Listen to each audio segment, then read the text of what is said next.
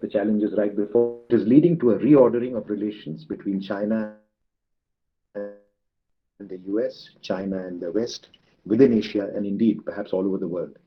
Multilateralism has suffered with the world so divided. The UN, always a body where the powerful held sway, is paralyzed by inaction on major crises facing the world. At the same time, liberal democracies are turning illiberal, democracies are turning populist, majoritarian, and authoritarian. Authoritarian regimes are getting life and support by an unapologetic China, empowered with the use of new technologies against its own people and minorities, taunting the values that held up the 20th century with some trouble, and projecting its own model and institutions worldwide as alternatives. The Chinese are not alone, of course, in this.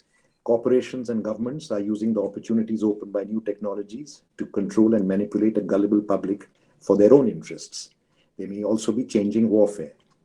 Is it time to proclaim the end of liberalism? Many are already speculating so.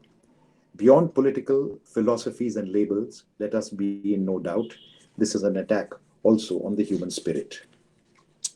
We are now in the midst of another seismic watershed, this time much more proximate, immediate, and menacing to us than the ones before, whose epicenter was some distance away.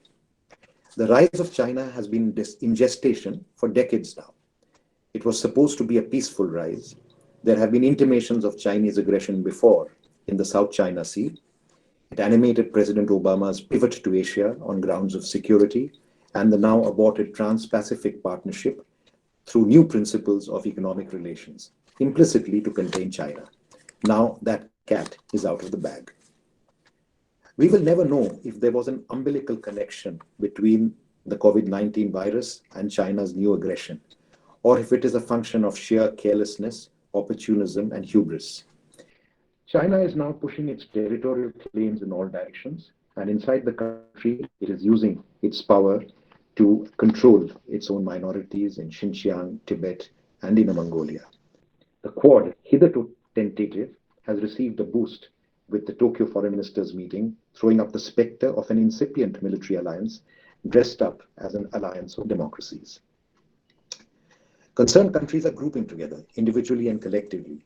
India and the US, India and Japan, India and Australia, the US, Japan, and Australia together and separately.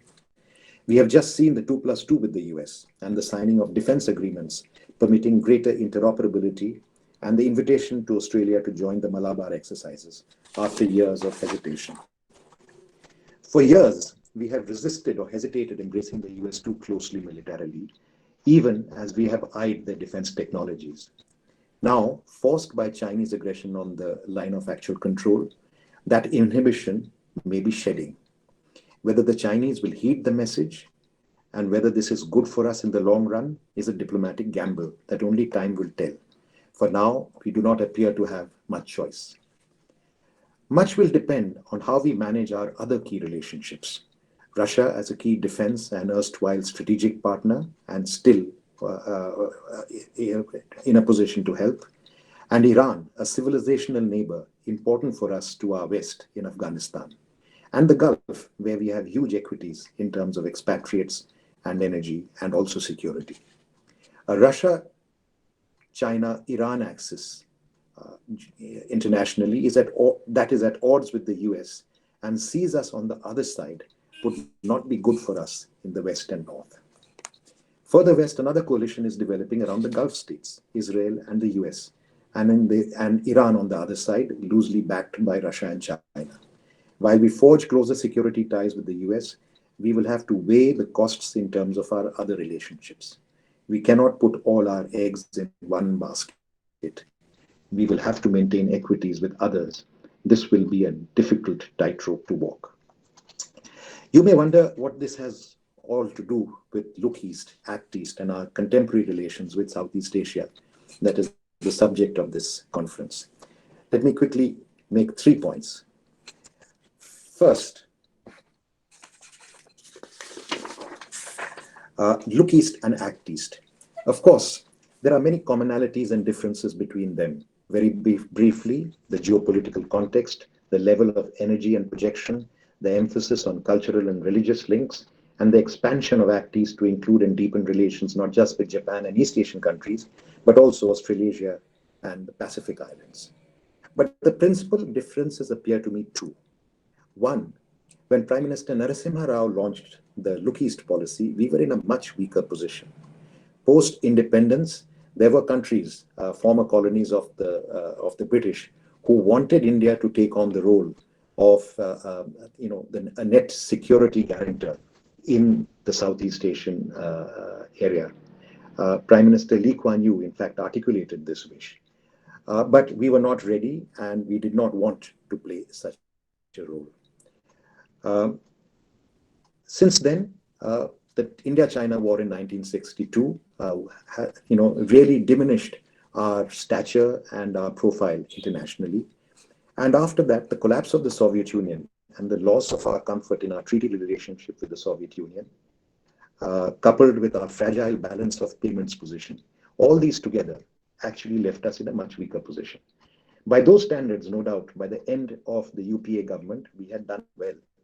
Our relations with ASEAN, Japan, and others had grown from strength to strength.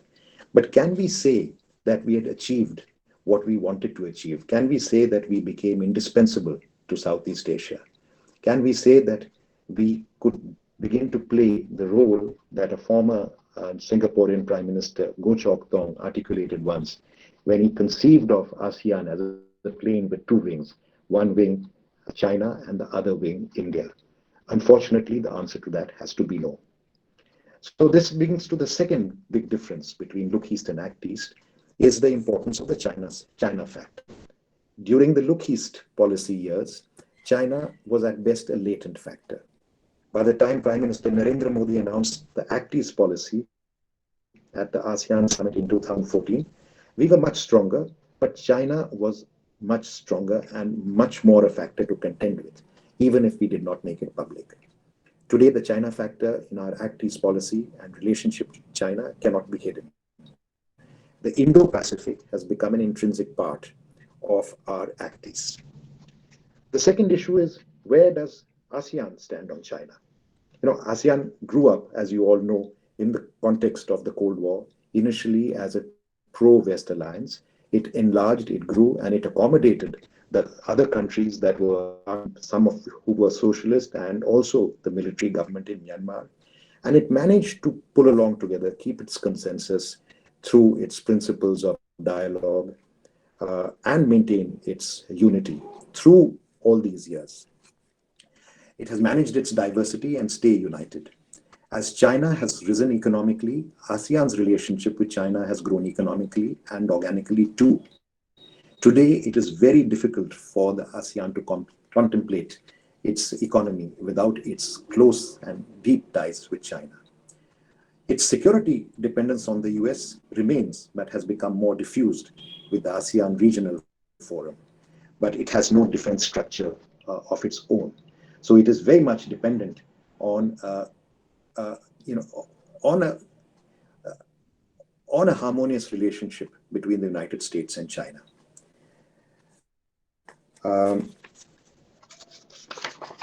So where does that finally leave us in this context? I have no clear answers.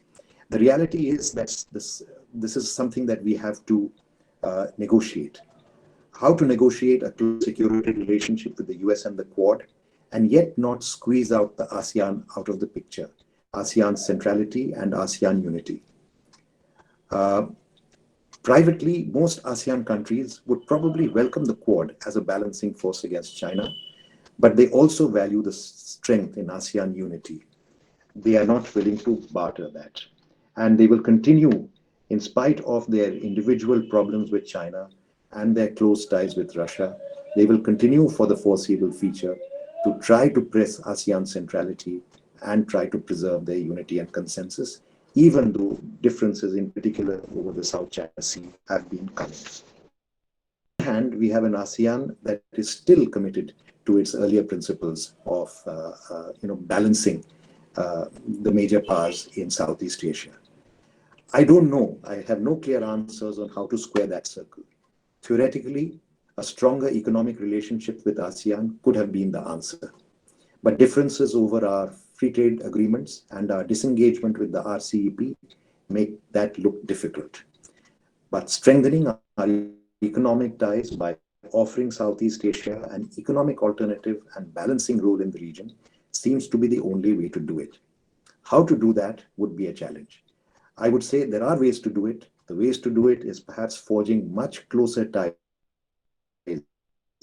at the people-to-people level, at the level of, the primary economy of these countries, forging relationships that are based on the agricultural base of these countries through agri-processing and rural industries, through ties, much more organic ties at the grassroots level. But that's not the way that we seem to have chosen, and that does not seem to be the way that we can go any further. So we are pretty much stuck in a situation. Uh, I welcome this opportunity and the initiative taken by the IAAPS to organize this event on contemporary relations with Southeast Asia. The questions that we have before us are indeed very difficult, and I think I've tried to flag some of them.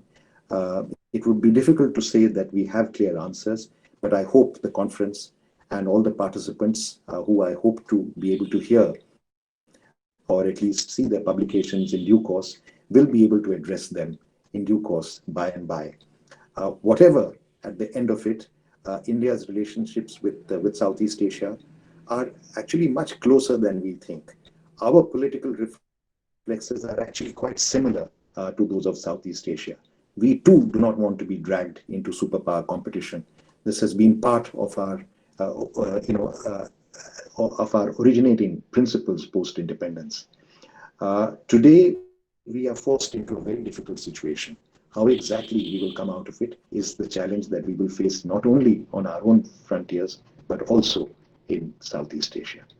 Thank you. Thank you, Professor Ray. Thank you, Professor Ghosh. And thank you all for listening. I hope I have not been too long. It is indeed a pleasure to be here and to have heard Dr. Gautam Mukhopadhyay's very erudite address.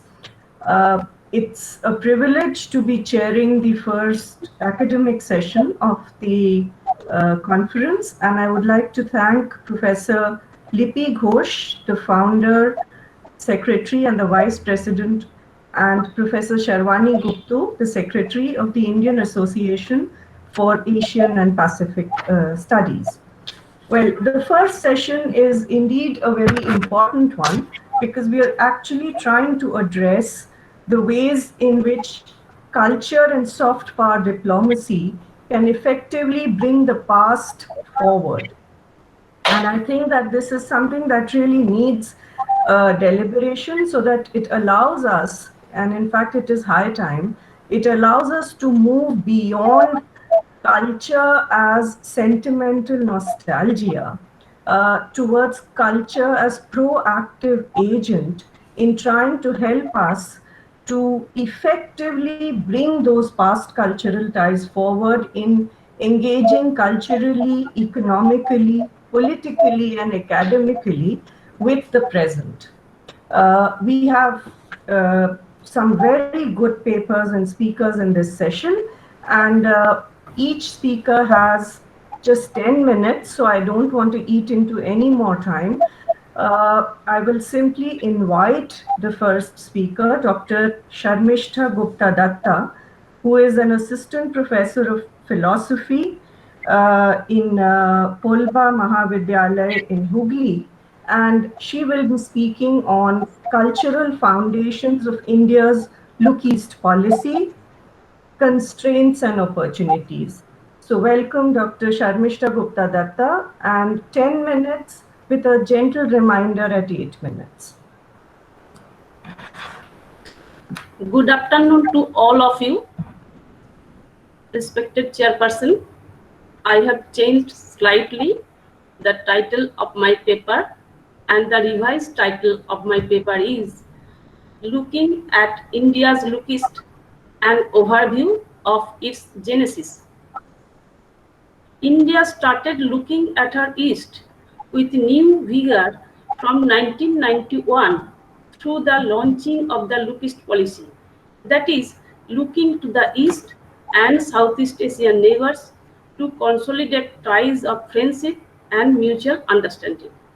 It is multifaceted and multi-pronged approach to establish strategic link with many countries of Southeast Asia. However, the origin of this policy can be traced to India's liberal trend in her culture and heritage, dating as far back as the period preceding the Christian era. This paper aims at focusing the philosophical and cultural foundation of India that created a strong bonding between India and her Southeast Asian neighbors. It would also look at the circumstances leading to the launching of the Look East policy. The ties of friendship between the two regions of Asia were maintained through the centuries. Though India was almost isolated from its neighboring friends for a long time during the colonial rule, the historic bonds between the Indians and Southeast Asian people did not break. Even during this phase, Indians attempted to bring the East closer to India, and the most successful attempt was made by the great poet Rabindranath Tagore, who toured to Southeast Asian countries for more than 3 months in 1927 with a view to reinforcing the cultural ties with the region. Cultural connection and assimilation. From ancient times, India developed a close commercial and thereby cultural connection with Southeast Asian people and left her cultural imprints on Southeast Asian society and culture. Though much before the coming of Indian influence, Southeast Asian people developed a society and culture of their own. Indian culture and civilization was found to be attractive and acceptable to them. But it is the humanistic philosophy of Indian culture that led the Indians to diffuse their cultural heritage to their neighbors with a view to spreading the idea of friendship and humanism. India's culture did not reach Southeast Asia through an act of transplantation, but through a complicated network of religions between partners of mutual processes of civilization, which comprised both sides of the Bay of Bengal. This led to the spread of Indian culture and civilization in Southeast Asian region, and the period of diffusion lasted from about the beginning of the first till the end of the 12th century. This had created the foundation of India's friendship with her Southeast Asian people and still survives because of this cultural basis. India has had a long history and rich heritage of relations with the other countries of Asia. Streams of culture have not only entered into India from the east and the west, but also flowed from India to distant parts of Asia. India's cultural impact on Southeast Asia was really very impressive. Nevertheless, the wealth and strength of foreign cultures present in Southeast Asia should not lead one to suppose that the people of the region have failed to evolve a cultural identity of their own. By the time at the first foreign influences started making themselves felt in the early years of the Christian era, the people of Southeast Asia had developed a distinctive way of life which was common to the region as a whole. As the people of the region made contact with cultures from outside, they acquired new knowledge and new techniques. But there is nothing to suggest that the region underwent political subjugation or that their culture became drawn by outside influences. To the contrary, the social organization of the region absorbed these influences and molded them to its own purpose. Buddhism and Southeast Asia. Buddhism gives the idea of exploring the potential of an individual for realizing perfection towards the goal of attaining enlightenment. This philosophical virtue contributed to the foundation of democratic culture in many Asian societies. Buddhism and democracy have thus found compatibility on the Asian scene for the people to live in an atmosphere of harmony and equality. Buddhism allowed people to positively react to modernity and change. A majority of Asian societies and nations, including Japan, India, and China, experience modernity without completely emulating Western value systems. Buddhism provided the idea of the infusion of non conflicting philosophic traditions. Since Buddhism is a liberal religion, it created a space for flexibility, allowing one to think beyond fixed ideas to seek actions for consequences and changes. It provided the template for people to realize the need for transforming self and societies, irrespective of race, nationality, and or gender. Indian culture and civilization as a whole was accommodative and absorptive in nature. It hardly came into conflict with people of different culture and religion. This is still reflected in its attempt to maintain even diplomatic relations. Genesis of the Lookist policy. India was to bring the people of northeastern region within the fold of Indian society and economy.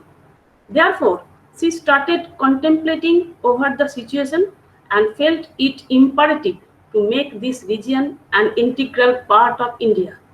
In other words, this region was found to be an important one for pursuing what is known as the Lookist policy of India from the 1990s. That is, an outward looking India to improve connectivity with Southeast Asian nations. The post-Cold War period was created a congenial environment for India to consolidate connection with the Southeast Asian countries.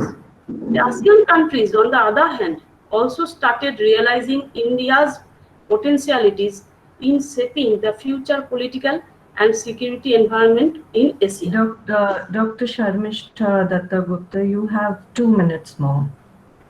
Thank you, ma'am. Yeah. I conclude. To conclude, India's rich cultural heritage can ring many sympathetic chords in the region, and its multi-religious, secular, and its democratic ethos, as well as rich music, arts and architecture, theatre, and cinema, have huge responsive constituencies in all the near and extended eastern neighbors.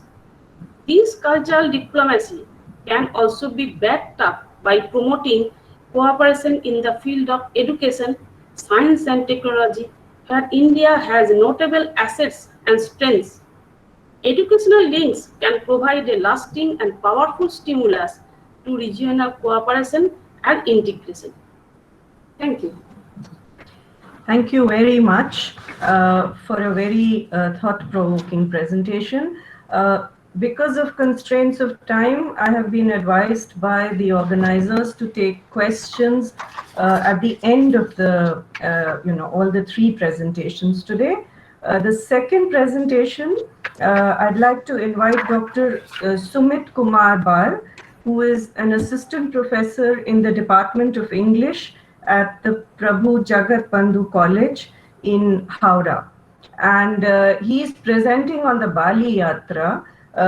His paper is titled Maritime Trade and the Growth of Culture, Bali Yatra and Indian Cultural Imprints in Indonesia. So welcome, Dr. Sumit Kumar Bar. Thank you, Professor Dhar, for allowing me to present a short paper in this academic session. I would like to humbly request that I'm not yet doctor. I'm just an ordinary assistant professor still now. Shall we start, ma'am? Absolutely. The title of my paper is Maritime Trade and the Growth of Culture, Bali Yatra and the Indian cultural imprints in Indonesia. Uh, Before I start, just I would like to say that every year uh, on the bank of river Mahanadi near uh, Kotok in Odisha, a cultural festival uh, is organized and it is sponsored by the Orissa government at present, and it is called Bali Jatra. The name of the festival itself speaks about journey and journey to Bali, and it is a and Bali means the island, the southern archipelago on the coastal line of South Indonesia. The maritime history of ancient Odara Desha or modern Orissa played a significant role in spreading uh, Indian culture in Southeast Asia, especially in Indonesia. As a commemorative tradition of the ancient maritime activities, Bali Jatra of Kotak has become a popular cultural festival on the bank of Mahanadi. Each year, on the full moon day of the month of Kartika, or this month in November. This year it will be held on 30th November, and it will continue to next 7 days. Every year it takes place for a week. So in the full moon day of Kartika, women of Orissa still chant symbolically for the traditional farewell and the safe journey of the brave seafarers who once sailed to the Bay of Bengal for merchandising in the South Indonesian archipelagos. Orissa, or ancient Kalinga, had a commanding position in maritime activities, especially trading via sea routes. The people of Orissa had acquired the art of navigation not only in rivers or coastal zones, but also they showed their excellence in voyaging on high seas. In the ancient era, from the Ganges in the north to the Godavari in the south, the coasts of Orissa were full of excellent ports and harbors. Some of those ports were situated in Tamralipto in ancient Bengal, and in Konark, Kaushambi, or present day Balasore and Gopalpur, as well as ports in the river estuaries in Subarnarekha, Mahanadi, and Brahmani River, etc. The ancient ports played a vital role in the economic development as well as cultural enrichment of a country. The seamen of Orissa became master craftsmen of boat making. The ships would start voyaging from the mouth of river Ganges or Suvarnarekha or Mahanadi, and these ships traded not only goods, but at the same time they they carried some cultural activities of the Hindu mariners to the coastal Indonesia. The mariners um, of ancient Orissa became instrumental in spreading Indian civilization, Indian culture along the emerging maritime routes of the developing Southeast Asian regions. Maritime trade became the root cause of those overseas human contacts, and therefore it became a process of the merchandising sailors' settlement along the trading post in those archipelagos. By virtue of the trading activities, the early mercantile communities of India came in contact with the rulers of the kingdom. The rulers came to know about the civilized and the highly developed, cultured mainland India. They became enlightened by the dissemination of the practices of traders, mariners, and thereafter the monks. Both trade and religion became two crucial factors responsible for the early state formation and the development of human society on the eastern bank of the Bay of Bengal. Gradually, the hinterlands of those oceanic trading zones also came in contact with, with these. Maritime trade therefore became not only the indicator of state formation, it became the medium of social progress as well. When the traders felt the necessity to inculcate their religious practices in the distant land, the monks had been welcomed to those places of their new settlement. Both Hindu and Buddhist monks reached those places, and apart from the role played by the Hindu monks, the Buddhist monks had significantly contributed to unite the human societies across Indonesia and all adjoining places of this landmass. The Buddhist monks helped the kingdoms to establish their own identities. The history of Srivijaya is said to be exemplary in this regard because Srivijaya acted as the federation of Malayan cities among the Malayan peninsula and the island of Sumatra and Java. As the ports across the peninsula yielded wealth, people found a recluse in the religion of Buddhism. The believers of Buddhism felt immense veneration for mainland India, from where the religion arrived in the peninsula, and the casteless liberal social outlook of Buddhism caused high motivation for state formation as well as to bear the meaning of the great human Sangha. The traders and the Hindu priest introduced two great Indian epics, the Ramayana and the Mahabharata, to the people of Java, Sumatra, and Bali. The name of Bali uh, is mentioned in the Ramayana, and from the great epic, the name of the island had been incorporated. It is presumed that the name Bali had been introduced to that island nation from the epic. Um, Here, I would like to mention a quotation from Professor Hildert Greaves. Um, Professor Greaves is of the opinion that the evidence of these two great epics obviously exemplifies that the inculcation of the language of Sanskrit was in high practice in Bali, and therefore the Balinese society was customarily ordained a religion from India. I quote just a few lines from Professor Greaves. Balinese religion is a widely revised version of Hinduism, a variant which stresses the religious over its philosophical and from kinship in Bali by Professor Hildert Greaves. Professor Greaves further stated that the oldest archaeological findings in Bali are but reminiscent of India in the religious culture of Bali. This island was resided by high-ranking priests, the Brahman Pedandas. Those Brahmins dedicated themselves for the intellectual preservation of ancient religion.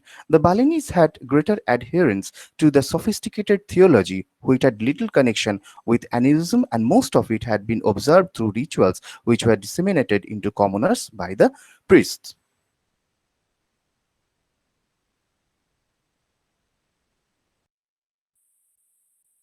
Of the Christian era, the Hindu acculturation had been a crucial state formation, especially in Bali, and the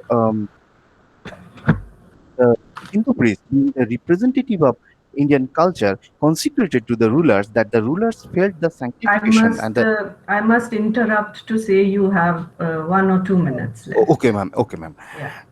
Representative, being the representative of Indian culture, consecrated to the rulers, so that the rulers felt the sanctification and the sanctification of the Hindu culture. In this regard, I would like to say that I have discussed also about the paper Professor Sheila Tripathi uh, published a paper nearly 10 years ago on this matter, and her title was Early Maritime Activities of Orissa and the East Coast of India, Linkages in Trade and Cultural Development. But due to time constraint, I could not read from that. Just at the conclusion, I would like to quote a few lines from Mr. Siddhartha Reja Suryodipuro, former ambassador of Indonesia to India.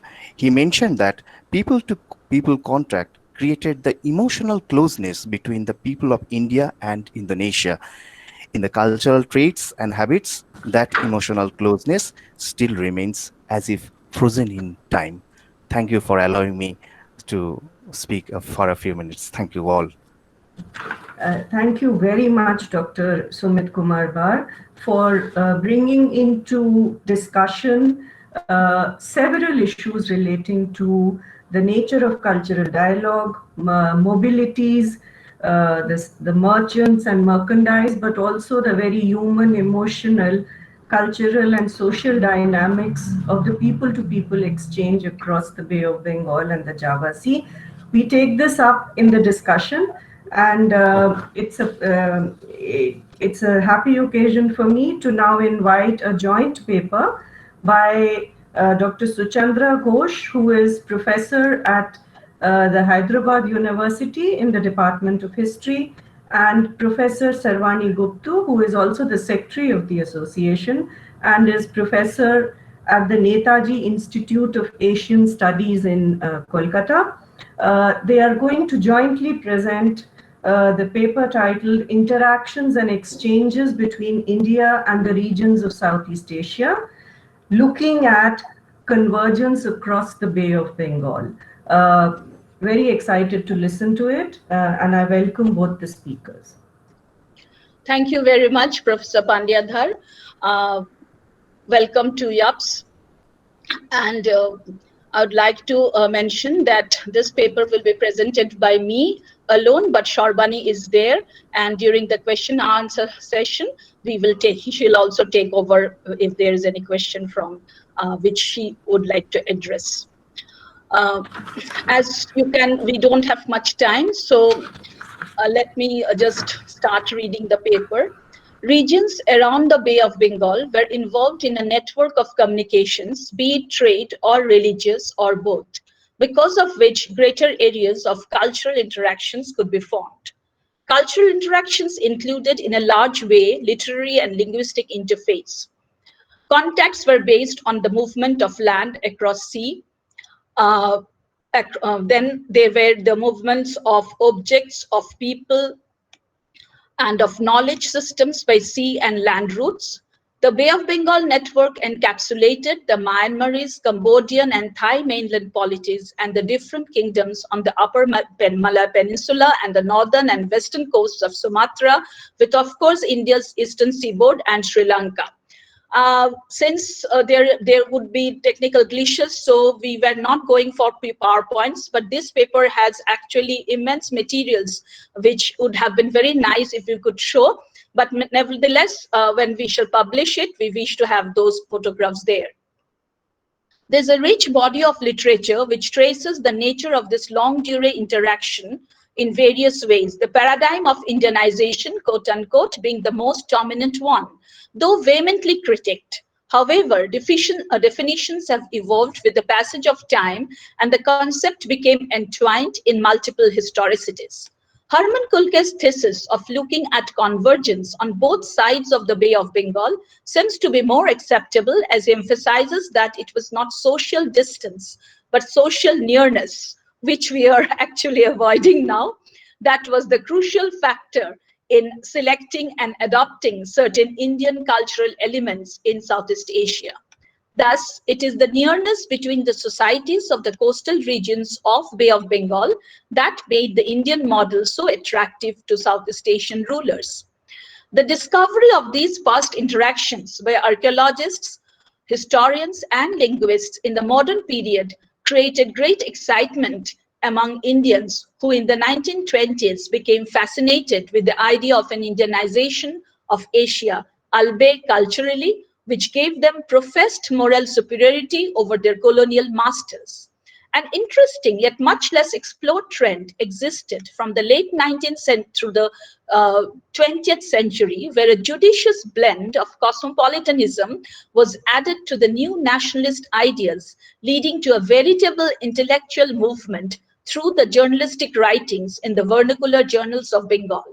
These essays and travelogues in the leading literary journals addressing the literate middle-class Bengali attempted to create a knowledge world where the colonial state's territorial barriers could be overcome through people-to-people connections by evoking the memories of interactions between the Asian countries in the past and replicating them in the present. Today, in several of the presentations, we had heard about this people-to-people interaction, which is so crucial to the linkage between the two areas. This new cosmopolitan nationalism hailed universalism as the new strategy for a union of Asian nations and was expressed through journalistic as well as creative writing.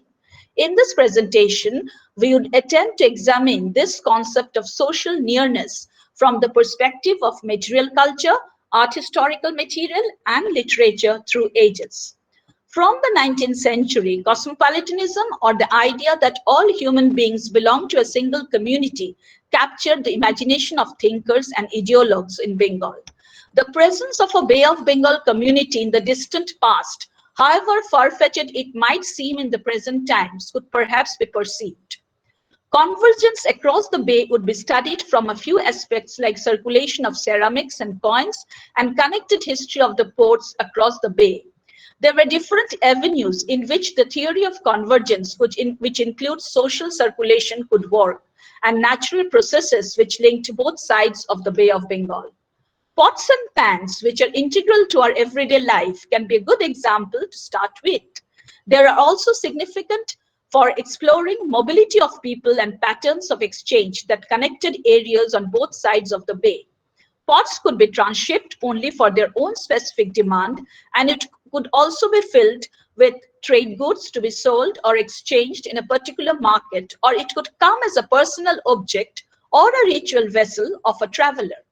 With the explorations and excavations of new archaeological sites in both South and Southeast Asia, it can be said that some ceramic types, which include fine rouletted ware and a few other forms in identical fabrics and knobbed vessels, are also known Indian ceramics found in Southeast Asia.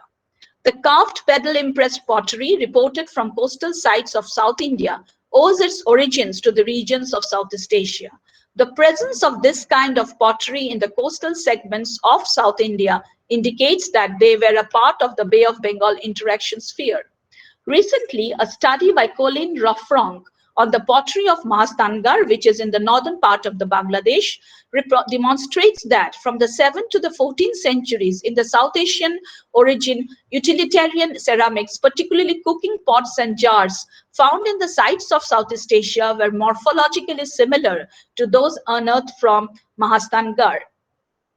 In case of monetary issues, while the Bay of Bengal network contributed to the monetary design in Southeast Asia, we can notice use of place names on coins both in the regions of mainland Southeast Asia and southeastern Bengal, which embraced part of present Tripura. It is significant to note that the idea of using place names in coins or medallions perhaps came from Cambodia. A close study of the coins bearing the place name in Southeast Asia and southeastern Bengal, it appears that Ishanavarman's medallion or coin is the first one to have the place name written on it. In the Indian context, in southeastern Bengal, we have place names like Piraka, Harikela, Samatata written on it. Thus, what transpires from this is that southeastern Bengal emulated the practice of using place names from the Chenla ruler Ishanavarman. There was a continuous process of adaptation and emulation. Connected history of the ports can also be a good example to understand convergence.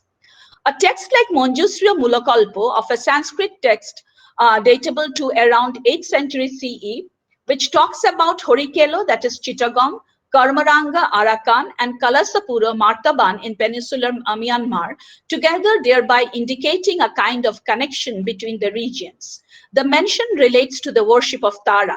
The verses from Manjusriya Mulakalpo is a clear indicator of the socio-cultural nearness which was possible within a Buddhist ecumen where Tara was propitiated. This social nearness was reflected centuries after in the thought processes of people who expressed themselves in popular literary journals of Bengal. Despite inevitable focus time and again in anti-colonial and nationalistic movements in the 20th century, the study of the popular literary journals of Bengal show that there was no apparent contradiction with a desire to look beyond the nation. It is the desire to know the unknown and rekindle connections where they existed or forge new friendship ties that seem to be a key element in the articles exploring Asia in vernacular journals of Bengal. The various countries that were explored physically as well as imaginatively by them were South, Southeast, East, and West Asia in today's parlance, though they are referred to by their older pre-colonial and colonial names in the journals. And a strong sense of being a part of overall Asia underplayed the explorations. Also, unlike today, in a discussion, when any discussion on Asia and connections took mainly at political or commercial dynamics. Yes, I'll conclude in 2 minutes. Of You just forging. have another minute or two. Okay, Dr. yeah, Ghosh. I'll conclude Yeah. by that time. Or commercial dynamics of forging locust or actist linkages in the period that we refer to, a more people-to-people connection which was culturally oriented was aimed at. What is even more significant in these journalistic writings is that the writers were not always prominent people. Yet they had in their hands the pulse of the nation. It is for the general public that they're opening up a world not easily accessible then. For this article, we have referred to travels to Burma and Sri Lanka from Bengal by some individuals at various times who shared their thoughts and experiences in these journals to show how non-statist attempts were continually made to stress human values and ties as important elements in forging links in a Bay of Bengal community. The Bay of Bengal community thrived on adoption, adaptation, and shared traditions which were possible due to social nearness. Thank you very much. Thank you very much, Professor Suchandra Ghosh and Professor Sarvani Gupta, for this long view of the nature of connections in the Eastern Indian Ocean region, particularly the Bay of Bengal, and also highlighting the concept of social nearness or cultural convergence. I'll just take a minute or two to tie the three presentations together and then open up the session for questions.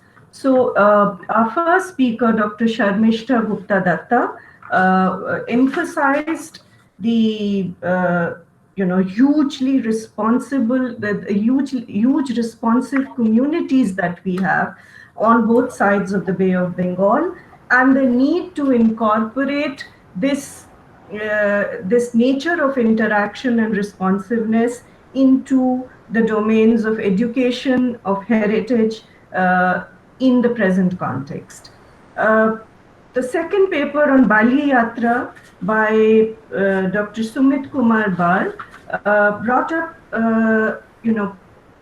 the socio-cultural and the emotional connections that played a huge part in this ritual of Bali Yatra from the eastern Odishan coast to the region of Bali.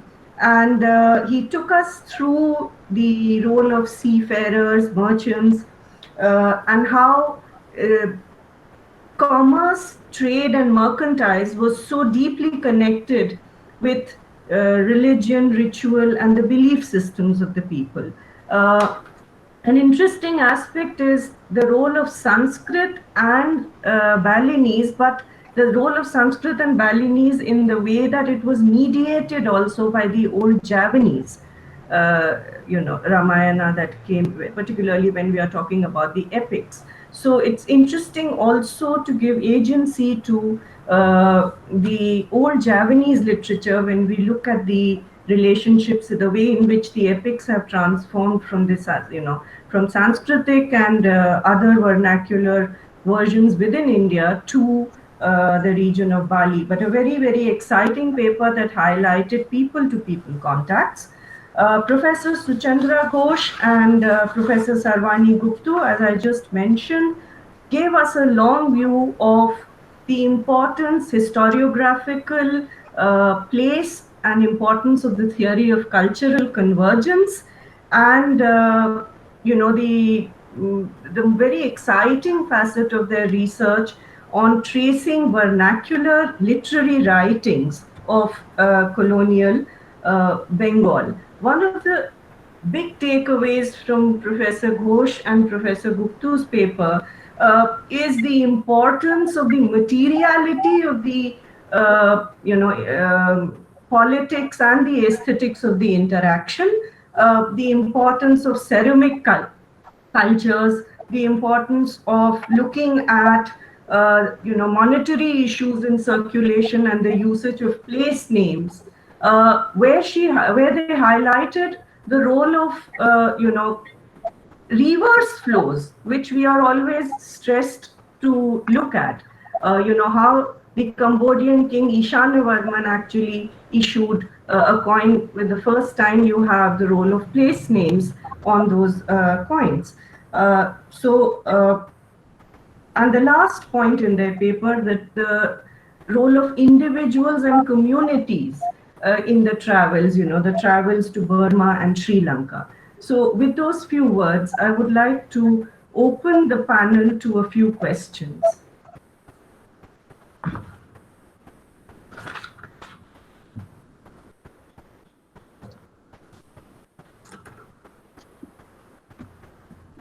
May I ask one? I'm Lipi Ghosh. Absolutely, Professor Ghosh. Absolutely, Professor Ghosh. Yes, actually, I must say that all the three papers of this session refer to our cultural ties between India and Southeast Asia. But in context of contemporary relations, especially in context of the theme of our conference, when we are looking towards the east, that way Southeast Asia is definitely one important region. But in modern day context, we need to consider India-Southeast Asia relations in context of India, in context of China-Southeast Asia relations too. So that way, my one specific question is that how do these our speakers feel? It is a question to the panel. In fact, whoever likes, they can reply. My question is that how crucial is the issue of soft power diplomacy, that is between India and Southeast Asia, considering our historical past and considering Southeast Asia's historical past relations with China. So this is my question. So anyone can reply. I don't have anyone specifically in mind. Yes, from among the speakers today, you have the first option to answer. Yes, ma'am. In this regard, Lipidi says, soft power diplomacy is the ability to create an impact that results in obtaining one's outcome without using the means of coercion, money, and strength. And it is merely alternative resources like values and cultures to shape others' preference, either by making them relate to or aspire to inculcate the same outlook to achieve a collectively desired result. In this regard, in this situation, the culture helps build connections on humanitarian grounds, which lay groundwork for long-term relations because of the kind of trust that is imbibed. I just wanted to say that, yes, Lipidi, this is a very pertinent point that you have raised, how culture is being used. And who knows better than you that how actually the government is using culture as for soft power diplomacy. So that is the reason we have so much of conferences on Ramayanas and Mahabharatas in Southeast Asia. We have so much of the deliberations on India's past cultural heritage and how it is being actually a kind of an interaction within the interaction sphere, how these heritages formed an important arena for discussions. So it is very much a part of our soft power diplomacy already there. And of course, we can drive it furthermore with new evidences, new areas of interaction. And as Professor Dhar rightly said, that we have to look at the reverse flow. And as we all know, that reverse flow is very little. We don't have much evidence still now. But still, we can, whatever little evidence we have, we can just calculate, like cull them together and then find and give it a proper shape to show that there were interactions. It is not just an influence on one-way influence. Secondly, on China, yes, actually, we didn't have the time. Regarding when we were talking of ceramics, I would have liked to bring here the Chinese shipwrecks, the Belitung shipwreck, and where you have pots full of ceramics, and these were moving across the Java Sea, the Bay of Bengal network. So India, China, and Southeast Asia, it's between India and China, South Asia and Tangshan has a very interesting essay on that also. So China is very much a part of a larger study on in South Asia and Southeast Asia. Thank you. Thank you very much. Any other questions? Observation, what Lipidi has just put before us, that this soft power is really important, and it is perhaps it is instrumental for the last 5 years Government of India's promotion for tourism across the island states and the areas around the Bay of Bengal, that especially in Bali or Indonesia. So these religious sentiments became a very important factor for the promotion of tourism that Government of India was trying to reach with these motto, with these sentiments, so that this sector can be developed. So therefore these types of studies are important, and I think what Lipidi has just said, that soft power can be used even for the boosting of our or for the promotion of commerce and trading, as well as the sectors like tourism or like that. So these are all really important. So thank you. Yes, yeah. Professor Ghosh, how much time do we have left for And this I session? think we need to wrap up it. We have already crossed. Okay. Okay. So I'd like to wrap up thanking the organizers and the 4 erudite speakers who made 3 very useful presentations, and also leave this panel with the thought that we need to think of culture not as a museumized, fossilized relic, of a golden past, but think of less sentimental and nostalgic and more proactive engagements with today's international scenarios, which of course includes how the China and ASEAN group functions on the one hand, vis-a-vis the India and ASEAN group. So we need to look at how our past can actually proactively engage in the domain of education, heritage, pilgrimage, conservation, and not just remain bracketed into a niche of culture, but actually use culture to also promote the other agendas of cooperation. Thank you very much, everybody, and it has been an honor for me to sort of listen to such wonderful presentations and to interact with everybody. Thank you. Thank you, Professor Parul Pandyadhar, for that for conducting our first session so well. May I now request Professor Ochinto Dotto to conduct the panel number 2, which is colonial experiences and their impact on contemporary relations. Over to Professor Ochinto Dotto. Thank you, Sarvani. At the outset, I want to express my thanks to my colleagues of the IAAPS, particularly Professor Ghosh, Professor Guptu, and others, for giving me this opportunity to share this session. This session is on colonial experiences and their impact on contemporary relations. And there are 3 speakers for this session. They are Professor Sandeep Bosu Sarvadhikari, who is a professor of history, Vishwabharati, Shantiniketan, and Dr. Vinota Sarkar, who is assistant professor of history, the University of Bardhaman, and the last one, Rituparna Chaudhuri, who is also an assistant professor of UC Banking College. I would like to invite Dr. Vinota Sarkar to present her paper. Vinota, please. Good afternoon, respected chairperson, distinguished guests, and all my dear participants.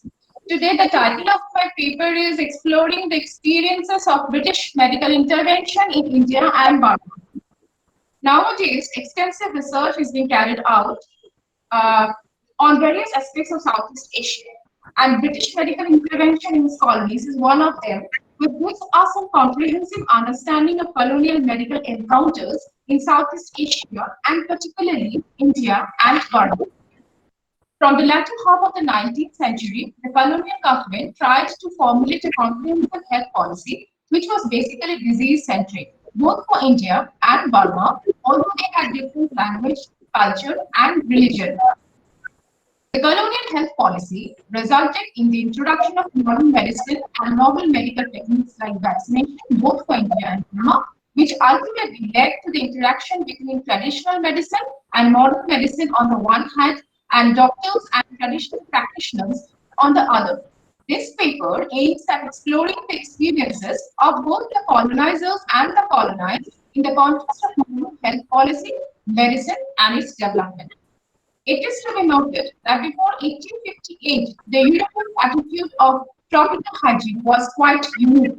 Diseases and maladies were not unknown to them, but they firmly believed in the uniqueness of the Indian and Burmese environment and the maladies which required a different approach and treatment which the Western medical knowledge was not familiar. The concept of tropical hygiene gained its prominence with the inception of British rule in India. During the first half of the 19th century, the East India Company was more concerned about the health of its sailors and soldiers. This led to the establishment of lock hospitals for the detention and treatment of Indian prostitutes infected with venereal diseases in order to combat the menace of syphilis among European soldiers. As a result of which, lock hospitals became well-recognized hospitals in India by 1811. At the end of the company's rule was followed by an era where the concept of tropical hygiene and later on women's health became the main theme of Western medical discourse in India, and with the effort to prevent diseases like malarial fever, cholera, plague, etc.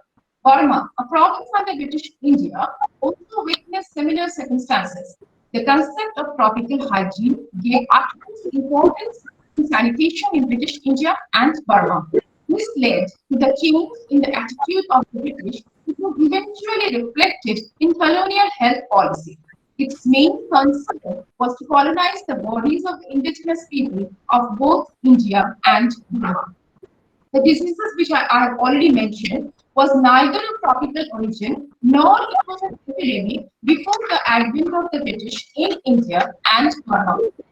Plague had played havoc in England for many decades, and the term Black Death evolved during the late 17th century. Some people even opine that the germs of this dreadful disease hovered above the pools of stagnant water in the swampy marshlands of Asia. Thus, it can be said that there were certain misconceptions. According to the report on the sanitary administration in Burma 1872, Burma had plentiful of eggs, milk, butter, and bread, but these were not within the reach of the poorer classes of Europeans and Eurasians in sufficient quantity, and frequent illness amongst them resulted from this cause than from the climate of Burma. But at the same time, it cannot also be denied that British Burma was considered as one of the healthiest provinces in the East by some Europeans, although it had an epidemic fever in 1823. It was so severe in Rangoon and prevailed so extensively that it was called Rangoon fever by European medical writers. Under such circumstances, the Burmans took no medicine and followed traditional medical system and abstained themselves from the usual food and took cooling drinks made of sub-acid fruits. Taking into account all these factors, the colonial government undertook measures not only to improve the sanitary conditions of both India and Burma, but also framed manuals to educate the people regarding the outbreak of epidemic and its prevention. Burma, special instructions were laid down and indigenous people were advised to observe it in case of an outbreak of an epidemic of cholera, plague, and smallpox. In India, special attention was given to malarial fever besides other diseases. In order to control epidemic of malarial fever in India, conservation, sanitation, and Western medicine, that is quinine, became the key motto of the colonizers. On the other hand, Burmans were instructed regarding the origin and spread of cholera. It also emphasized on the fact that the water supply of the village must be protected from contamination. For this purpose, Brahmins were assigned the responsibility to look after wells in the villages of Burma. Besides, inoculation vaccinations were invariably undertaken to control smallpox. The village headman was taken into confidence along with the sanitary commissioners, and they were assigned the duty of looking after all matters related to epidemics in British Burma. As time went on, popular leaders in Burma became a part of this initiative. At first, attempt was made to inoculate the municipal police. Later on, pariahs and local Hindus began to extend their support. Mohammedans were very much averse to inoculation as they believed that it will result in impotence. In British India, a similar opinion prevailed regarding the intake of quinine. Besides this, another issue which began to draw attention in the later half of the 19th century was the question of maternal and child health. India, issue of social reforms and further compelled the British to undertake adequate measures pertaining to maternal and child health. The advancement in technology related to women's health in England also encouraged the government to take initiative in this direction. India and Burma, being a part of the British Empire, also witnessed tremendous changes in the techniques of childbirth. In India, this task was undertaken by the Dals, who neither had any proper knowledge of Western medical techniques nor they were trained in this direction, and therefore took recourse to old age traditions, which was inconsistent with the advancement of Western medical science in the 19th century. This was also true in Burma. Sorry for the interruption. You have 2 minutes more. Okay, sir. I'll complete within 2 minutes. Yeah. But the old age traditions of childbirth was being followed. The indigenous women who were associated with the process of childbirth were popularly known as Wansi. Wansi's technique were unscientific. Bamboo was used to put pressure on the abdomen of the women to bring the child steadily down. Keeping in consideration the unscientific procedure of childbirth followed by the Wansi, Dr. Pant took initiative to train midwives, and in 1922, the Burma Nurses Midwives Act was passed. In British India, the courses for midwives was already in progress since 1870. Another issue which was posing challenge to the colonial government was child health. It started receiving attention in India as early as 1904 in order to lower the rate of child mortality, which could be checked easily by the school or medical staff on inspection.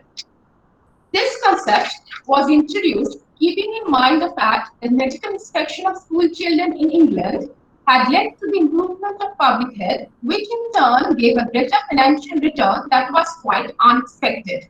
The colonial government reformulated its education policy not only in India but also in Burma in accordance with the system which was being followed in England but with cultural variations.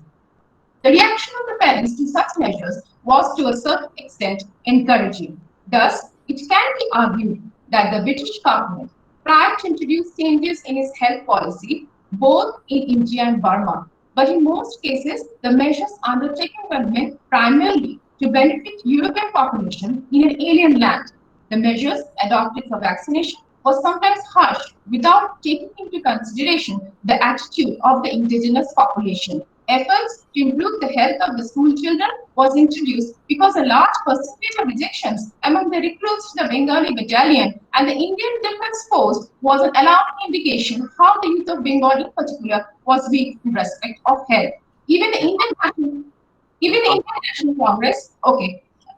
National Congress was worried about the mortality and morbidity by malaria, plague, and other diseases. Although nowadays both India India and Burma has formulated their respective health policies, keeping in mind the global health and development. Different South Asian nations, and particularly India and Burma, are not only capable of controlling the epidemics, but pandemics like COVID-19, which puts strain on the worldwide economy and hinders growth and development. Thank you. Thank you, Dr. Shakkar, for your exciting paper focusing on public health, condition of public health, India and Burma. I now request Professor Adhikari to present. Yes, Professor Datta, am I audible right now? Yeah, you are audible. Please start. Okay. Thank you very much. I must, at the outset, would like to put it on record my sincere thanks to Professor Lipi Ghosh, my friend, and I also would like to offer my sincere thanks to all the members of the IAAPS for allowing me to share some of my ideas and observations about Burma, and especially the experiences which I have come across during my long association with the study of Burma and in the colonial period and the post-colonial period.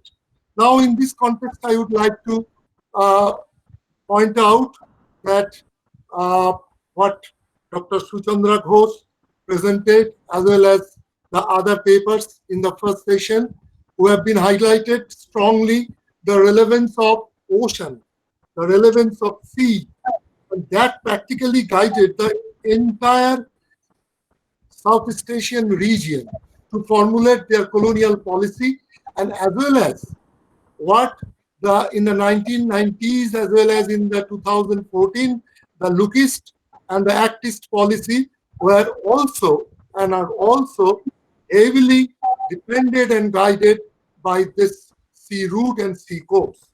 In course of time, whatever policies they have developed and undertook, where Indian Ocean and Bay of Bengal played a very significant role.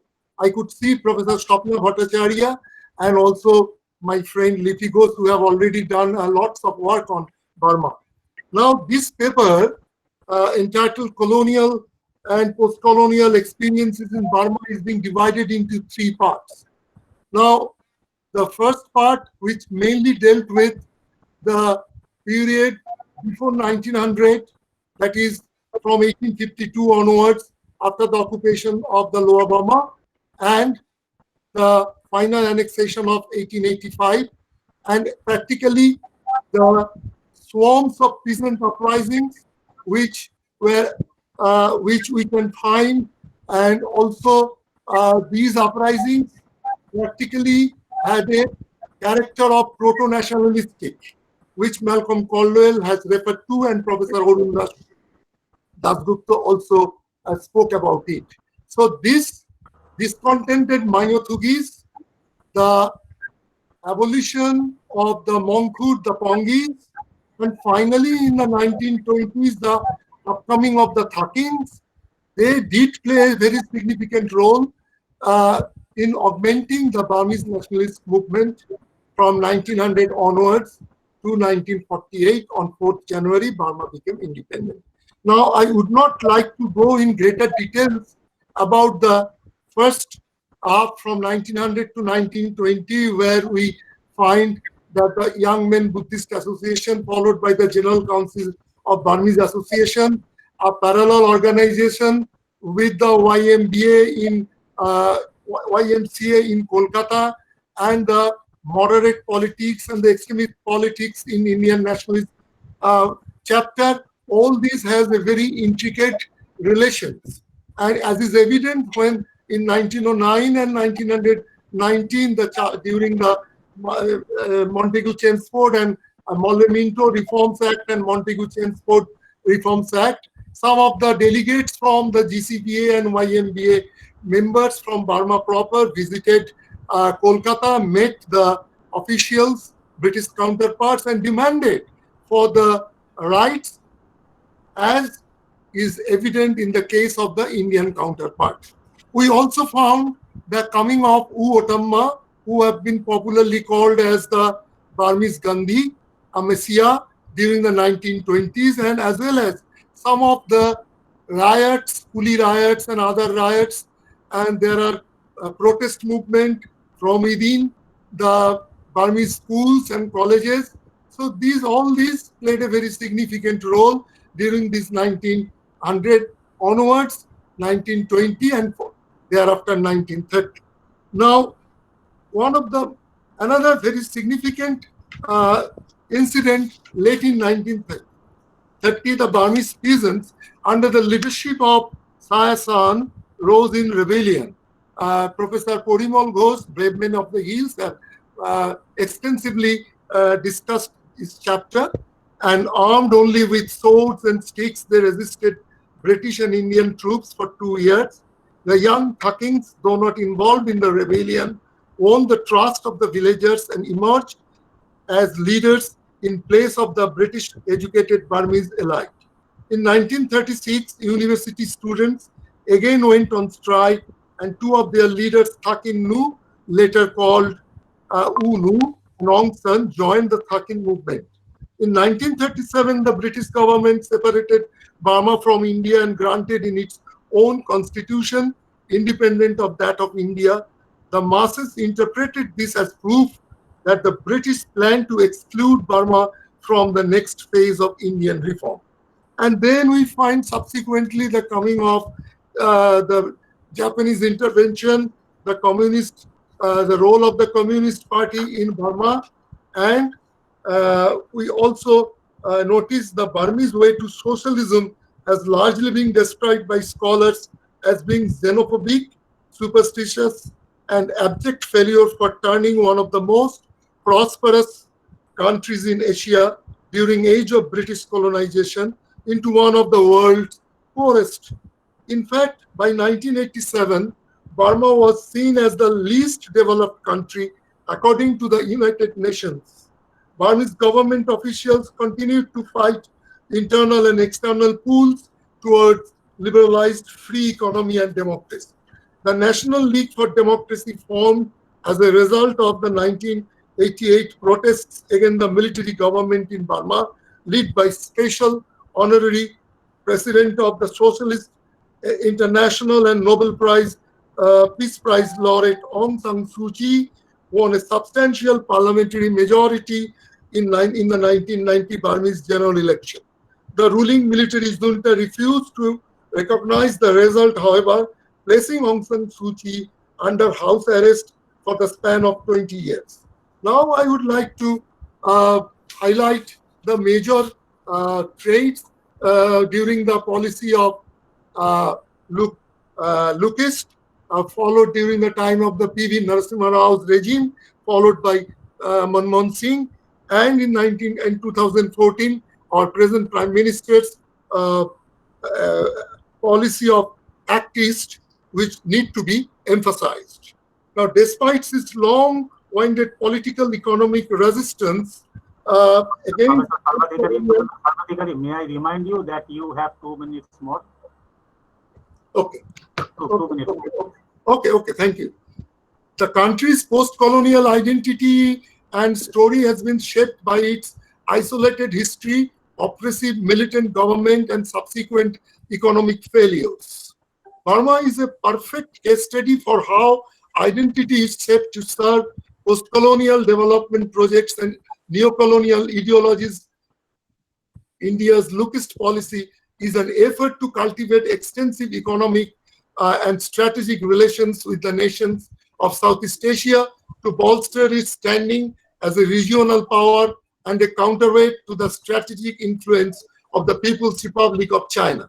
Initiated in 1991, it marked a strategic shift in India's perspective of the world. It was developed and enacted during the government of Prime Minister Narasimha Rao, 1991-96, and rigorously pursued by the successive administration of Atal Bihari Vajpayee in 1998, 2004, and Manmohan Singh, 2004 and 14. The success of Lukist policy enthused the Mandarins of South Bloc to develop the policy into more action-oriented project and outcome-based policy.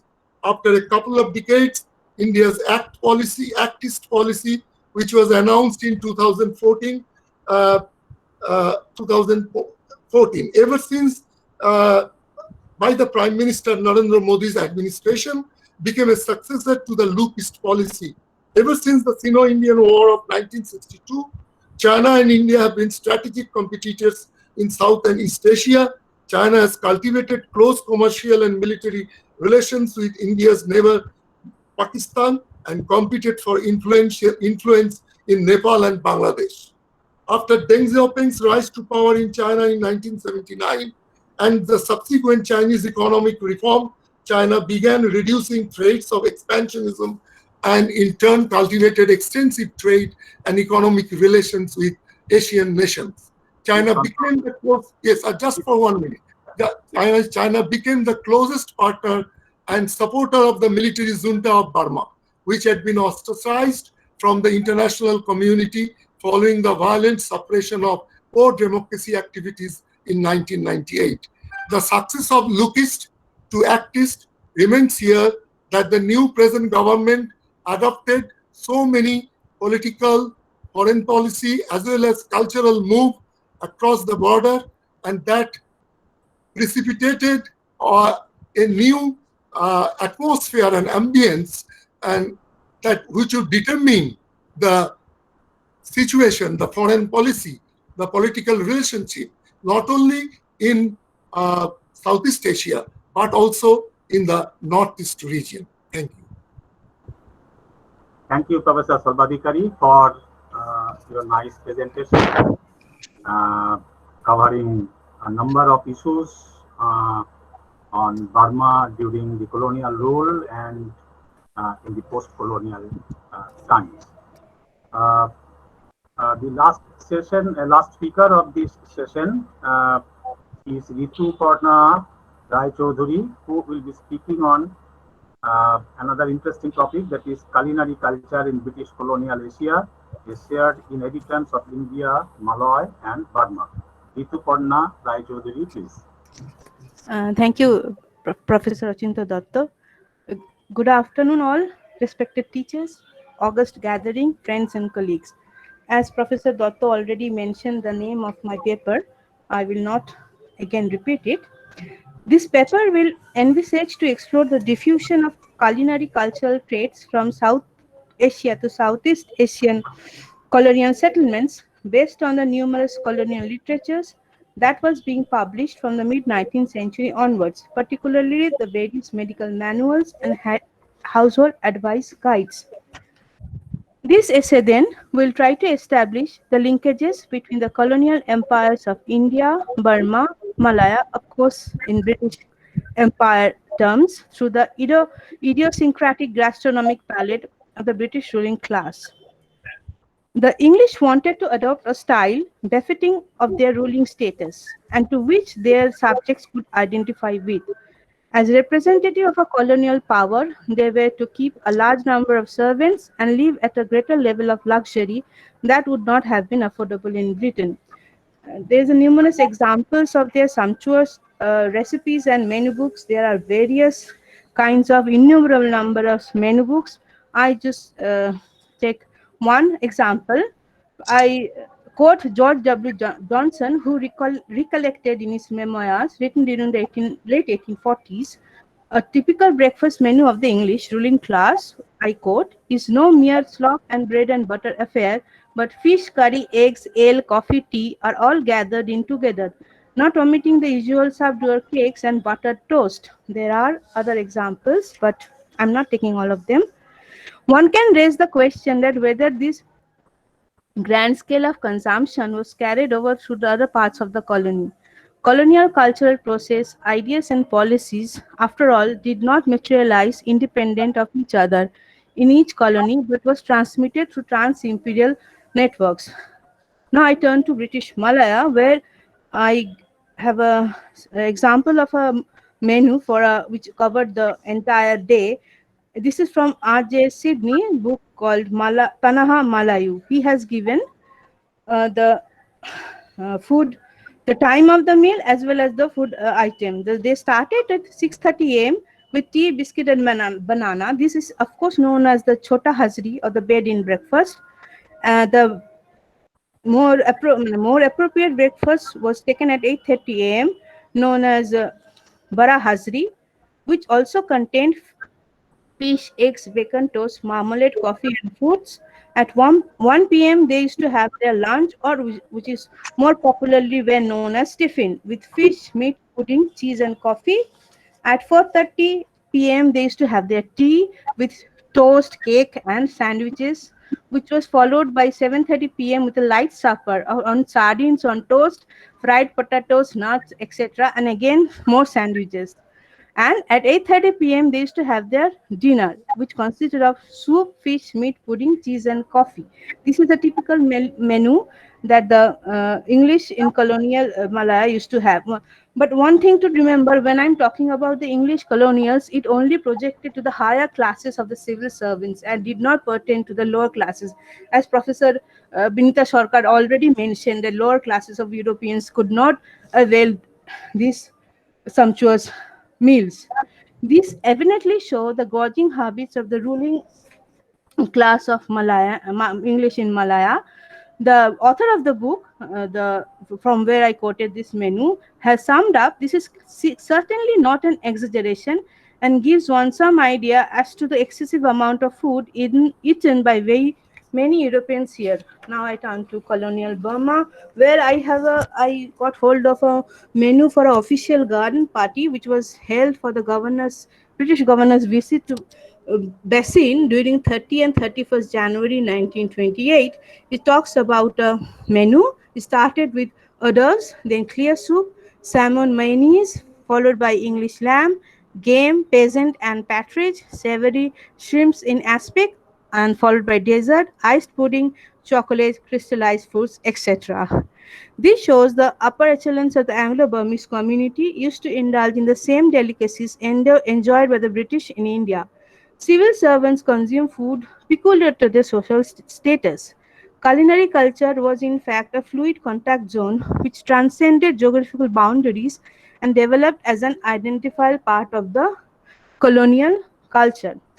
I move to the last part of my presentation.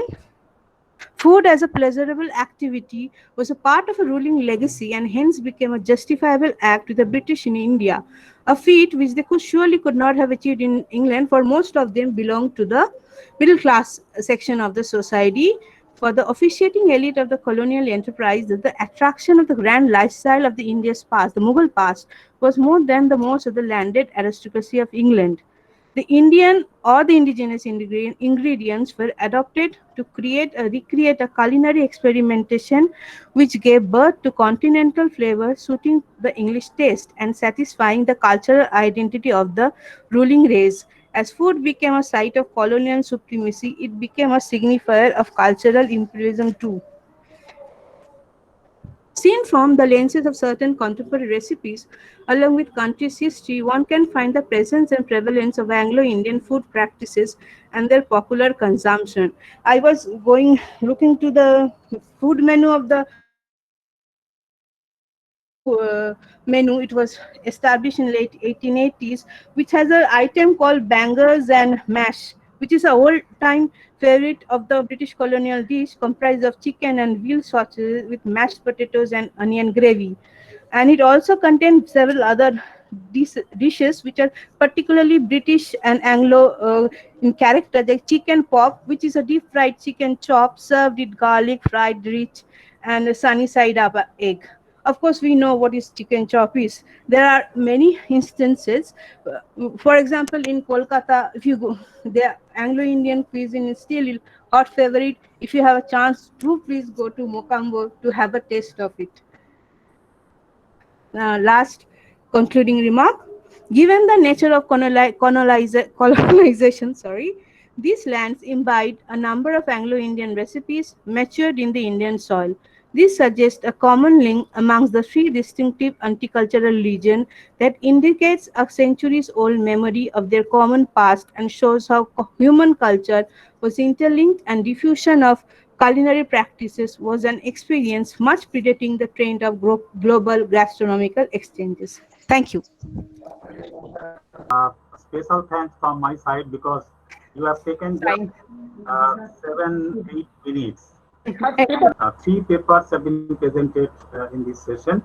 One by Professor Bosu Sarmadhikari, another by Vinota, and the last one by Ritu.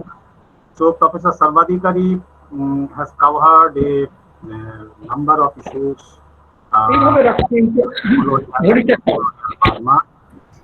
how the traditional system of Burma was disrupted by the colonial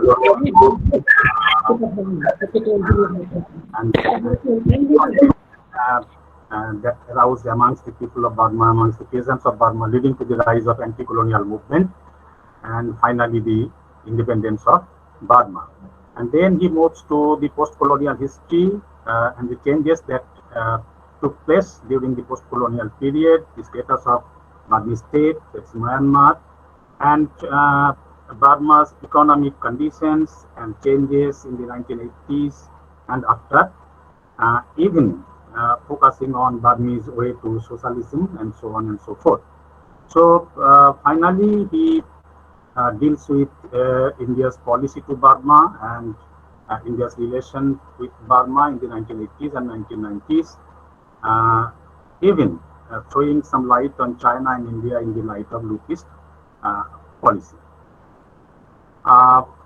Vinota has highlighted the history of public health, the outbreak of the diseases, epidemic diseases like cholera, smallpox, malaria, both in India and Burma, and she has made a comparative study between the medical history of these two countries, Burma and India, and how did these diseases pose challenges to the colonial authorities, and how the colonial authorities tackled this problem. And she has pointed out particularly the child health and maternity health that was affected seriously during this period. So she holds that the measures undertaken by the colonial rulers were mainly meant for the Europeans, and with this attitude, the colonial authorities adopted a particular type of rather colonial health policy. And Rituparna explored the diffusion of culinary cultural traits from South to Southeast Asian colonial settlements and the connection between the colonial and contemporary culinary consumption patterns of India, Burma, and Malay. She talks about food consumption pattern of the ruling class, recipes of food, eating practices, focusing on curry preparation, and so on and so forth. And perhaps he has tried to focus on a common link amongst the three different multicultural regions, that is India, Burma, and Malay. And thereby shedding light on cultural identity of the ruling class through the food habits. And I think we would be very happy if we could have such sumptuous lunches at Bangkok during this time, but we are unfortunate that we didn't have it.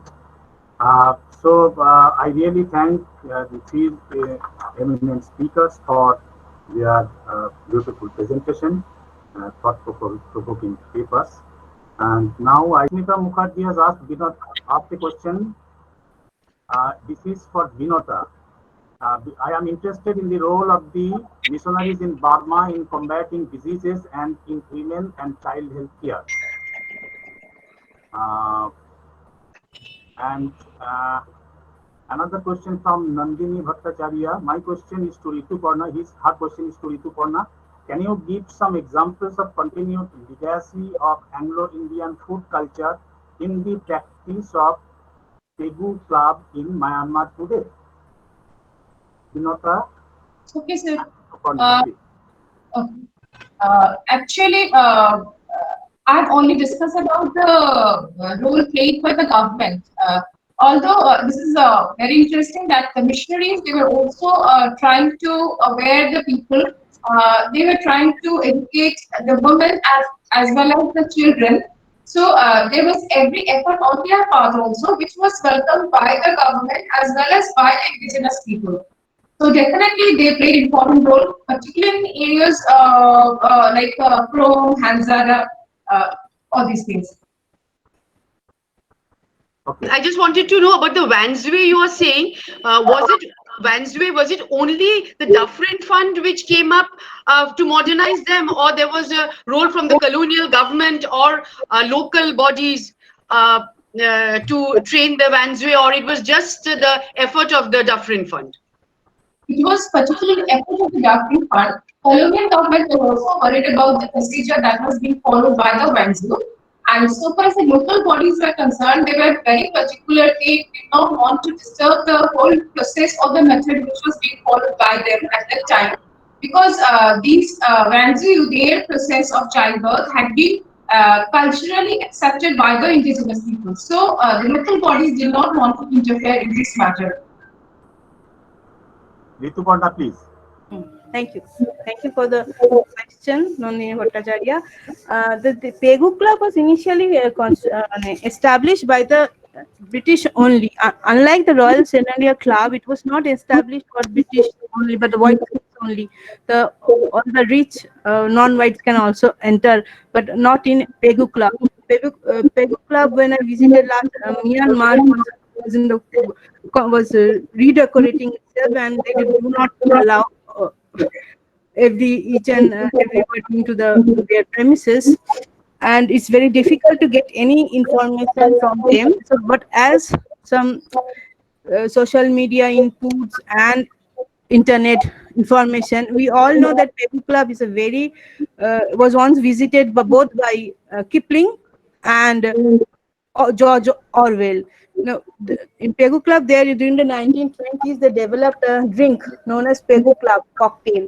It is still very famous and the signature drink of the Pegu Club. And even I just got to know yesterday from the internet, when in New York, branch has been established. I don't know it is a direct branch of the Pegu Club, but they do serve that Pegu Club cocktail there.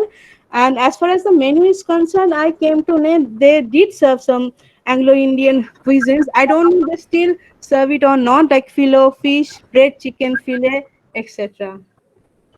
There is another question for Rituparna. Rituparna, please try I to got it. answer this question very briefly.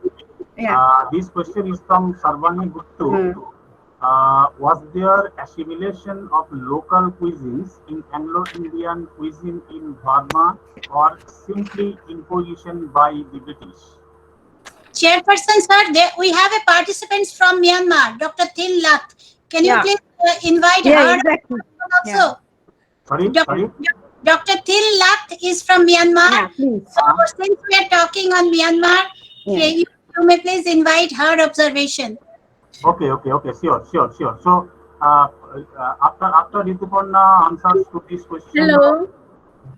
Yeah, Tila. Okay. Yeah, please.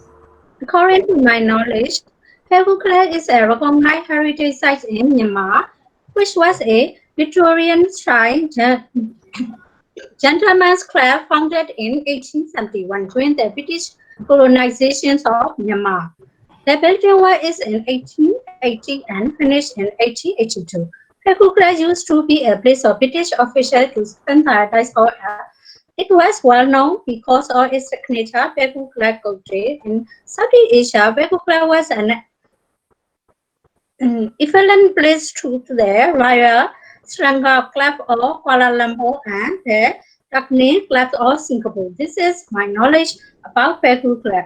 And as an newspaperman visited Pegu Club when he was in Yangon in 1889. In 1992, Paul Torres visited Pegu Club in early 1970 and wrote about on his book, The Great Railway Bazaar. This is my knowledge about the Pegu Club in brief. Okay. Thank you very much.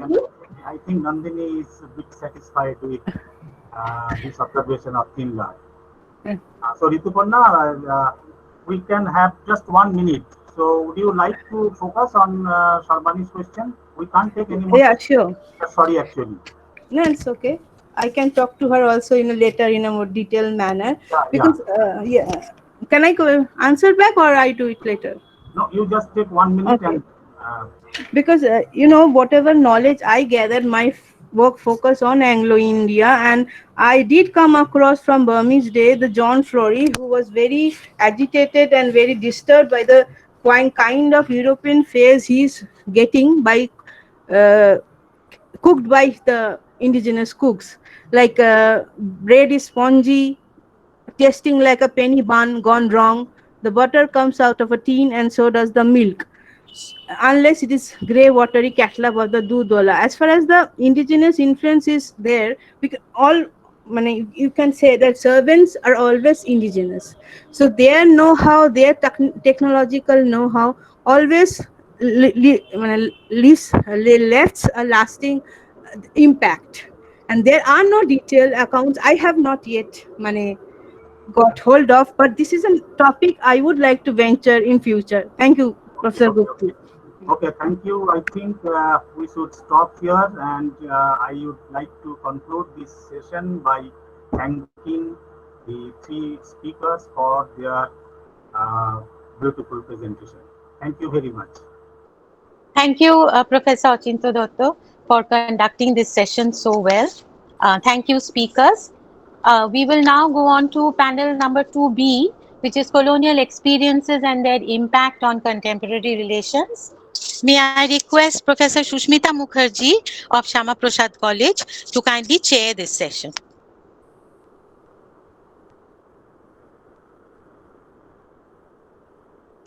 Thank you, Sharbani. It gives me immense pleasure to chair this session.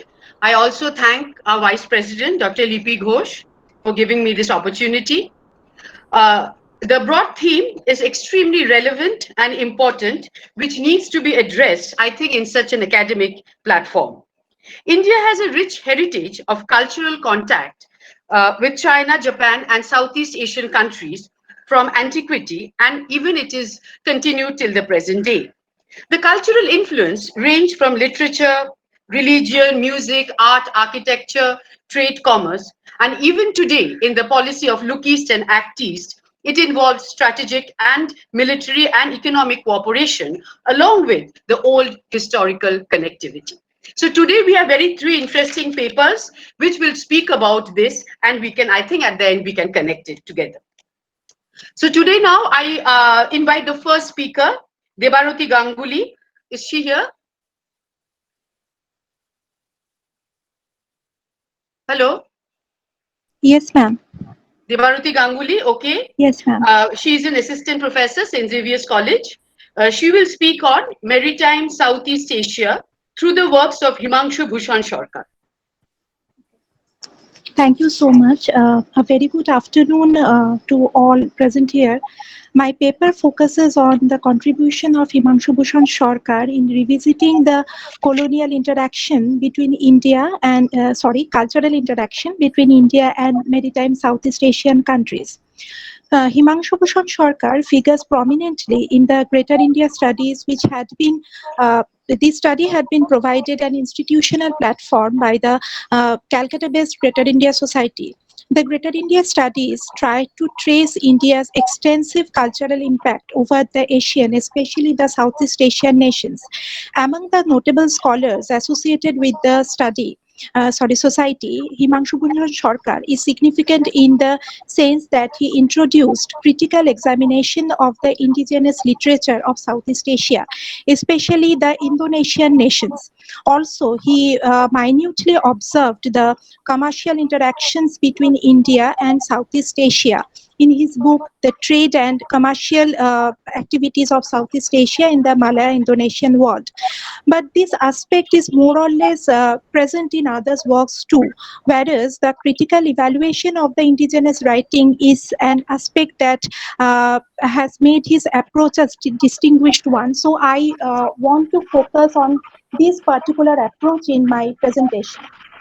Being proficient in Indonesian languages, Sarkar analyzed indigenous traits and texts and followed a comparative approach while evaluating their relation with Indian literature. Other scholars were not unaware of of the importance of these local sources, but they had not highlighted these factors so vividly like Sarkar. His study explicated the significant role played by the indigenous speeches in creating Southeast Asia's own cultural identity. Himanshu Bhushan's three major books in this area are Indian Influences on the Literature of Java and Bali, which had been published in 1934. Then a Bengali book, Dipomoy Bharoter Prachin Sahitya, which had been published in 1968. And next, the Literary Heritage of Southeast Asia, published in 1979.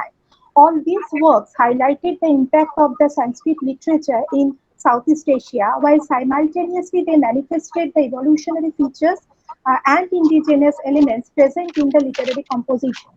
He also investigated in detail about the Pali literature of Burma and Thailand. The thorough reading of the books clearly exhibited that Sharka's main intention was to evaluate the role played by the Sanskrit literature in developing the literary formations in the Southeast Asian nations, especially Malaya, Sumatra, Burma, and Java and Bali. Thus, his writings, it can be questioned to a great extent, could fulfill the nationalist demand of that time, which aimed to project the extensive influence of Indian culture in those faraway nations. Truly, his investigations about the various branches of literature have revealed before readers a vast treasure of sources in the concerned field and the author's in-depth knowledge of the indigenous, especially the old Javanese literature. But because of the acknowledgement towards the indigenous literary elements, readers find it difficult to mark his writing as stereotype. We can say that the writer is implicitly upholding the ability of indigenous elements to choose from and also to accept or reject the foreign cultural norms with which they interacted. Foreign cultural norms here, of course, the Indian cultural elements. Perhaps this can be situated against the familiar notion of the Indianization, where various local sectors are generally evaluated as the reflections of Indian features. Sharka showed, I can show the examples, like Sharka showed both inscriptions and literary sources feature the presence of both Sanskrit and Arabic words as well as the Hindu and Islamic elements. The indigenous Panji story tradition of Malaysia had the minimal Indian influence except for some individual episodes and names of the characters. There was the intrusion of the Islamic elements in the Malaya version of Ramayana. In Pali legal treatises of Burma and Thailand, he showed that an assimilation took place between the local customs, Buddhist and Brahmanical legal codes, in spite of the prominent influence from Manu Sanghita. Even he believed that the old Javanese language could not be totally Indianized because its main structure always retained the indigenous character. The Sanskrit language, he believed, used its influence primarily over the superstructure of the old Javanese language and made it capable to create literary accomplishments. So in this situation, we can ask a question whether the art of writing designed by the Sanskrit language remained accessible mainly to a small section of educated and upper class persons. So there were various limitations of Sharkar also, because as he did not judge how far the indigenous literary productions reflected the indigenous characters and local socio-political, economic and religious features, as well as lives of common people. And he mainly dealt with the old Javanese literature and showed no interest to the contemporary literary creation. In fact, the spread of the Indian influence to the Southeast Asian nations had been regarded by Himanshu Bhushan as a reflection of the Aryanization process. The only credit of the local people was that they could adopt this influence, but this generalized perspective was contradictory to the author's own view, where he argued for the continuation of the local cultural tradition. Another significant limitation was his ignorance to the Chinese accounts. He preferred to the inscriptions and the copper plate charters, and his preferences were mainly related with his effort to highlight the impact of Indian literature and culture, but not to know about the indigenous characters. He was mainly dependent over the research conducted by the like-minded European scholars only. But in spite of such drawbacks, we cannot negate his contribution in the study of India and Southeast Asian cultural relations by acknowledging presence and role of local elements through analyzing the textual references. His works challenged the complete India-centric approach followed by the other scholars of the Greater India genre.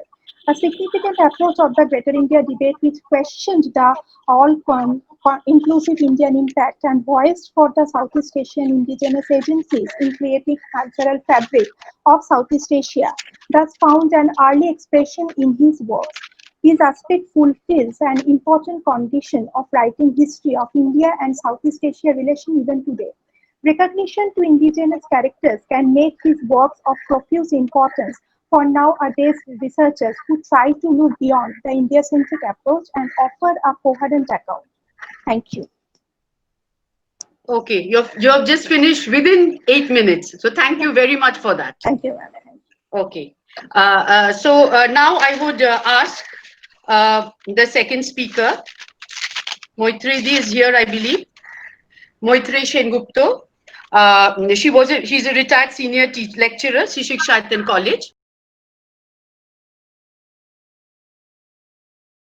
I do feel privileged about the whole affair. The paper I'm presenting belongs to sub-theme number 2.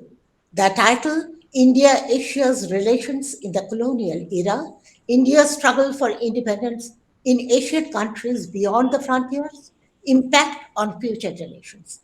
As a background, it should be pointed out that Asia was under near total submission of the yoke of imperialist powers in 19th century.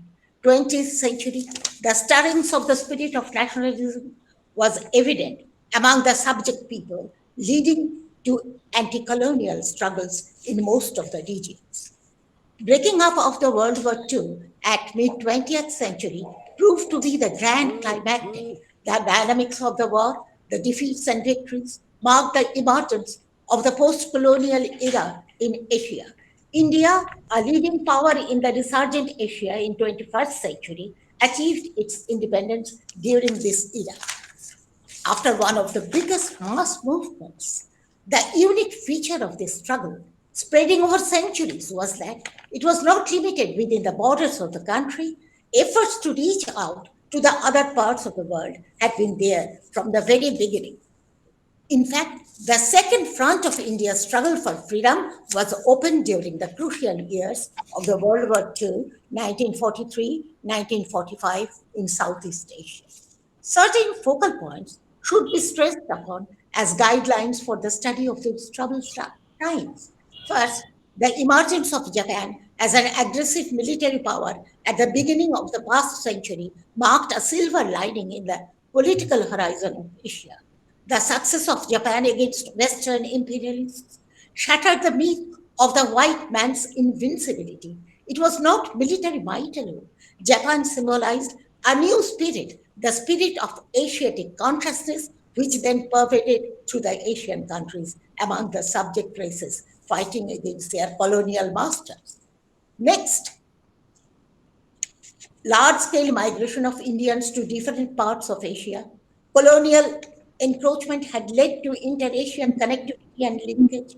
Migration of Indian revolutionaries and leaders like Rash Bihari Bose to countries of East and Southeast Asia with the mission to organize a full-scale armed struggle from abroad with the help and cooperation of fellow Asians against the British Raj, which would not have been possible in India.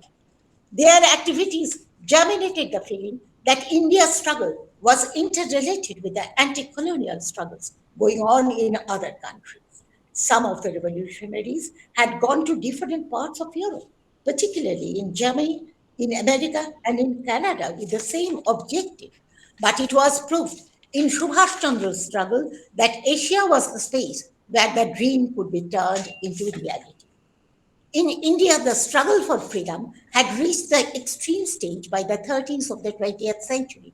Subhash Chandra left the country on January 17, 1941, to organize his final struggle against the British from abroad.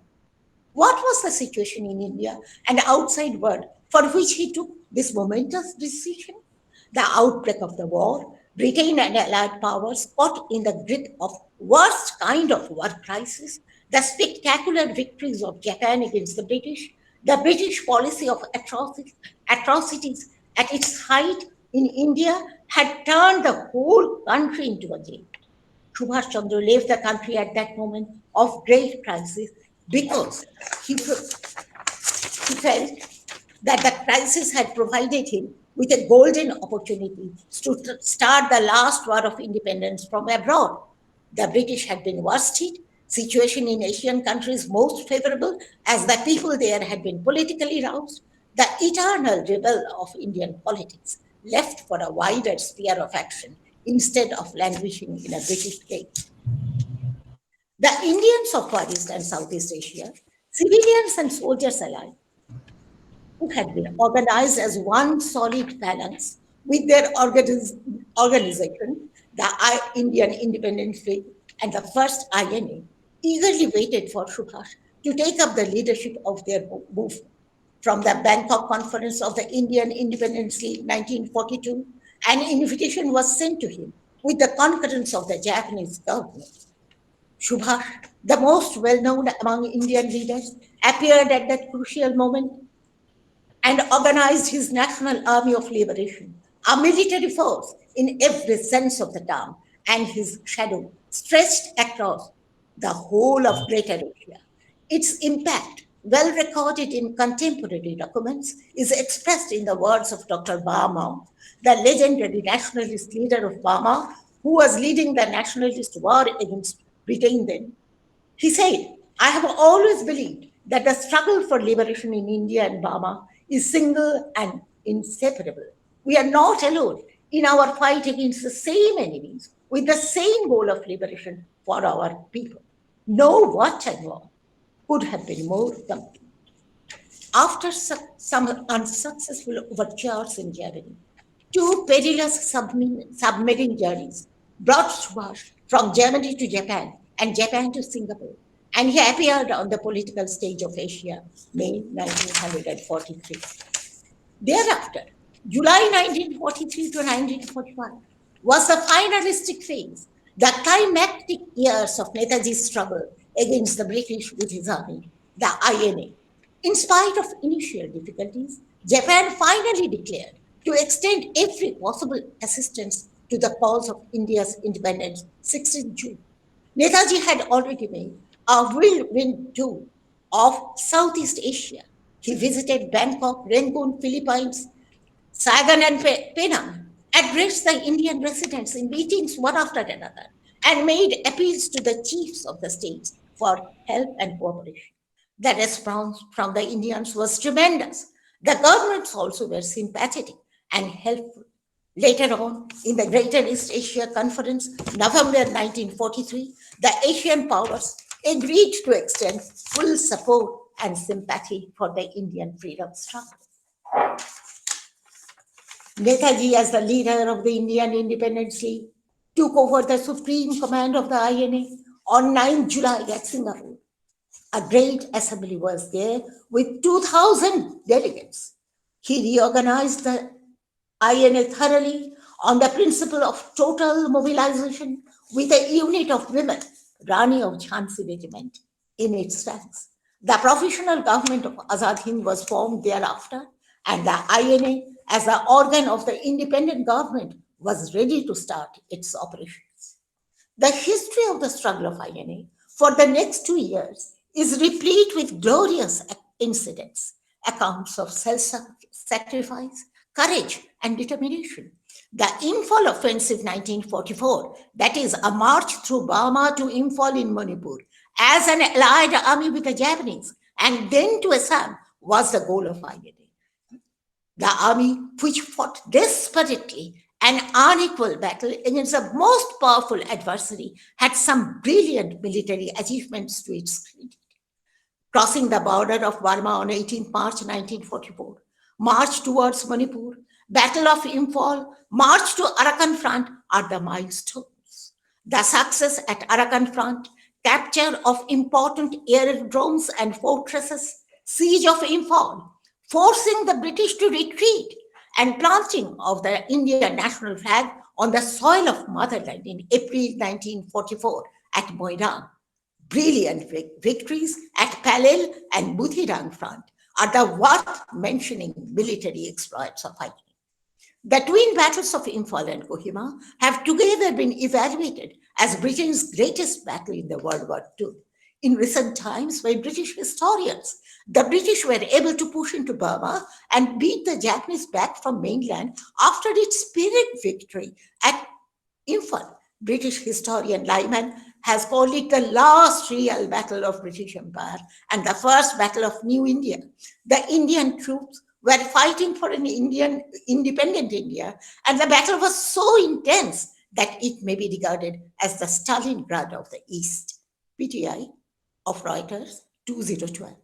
The Japanese and Netaji's army lost 53,000 troops in the two battles, which lasted for only a few months.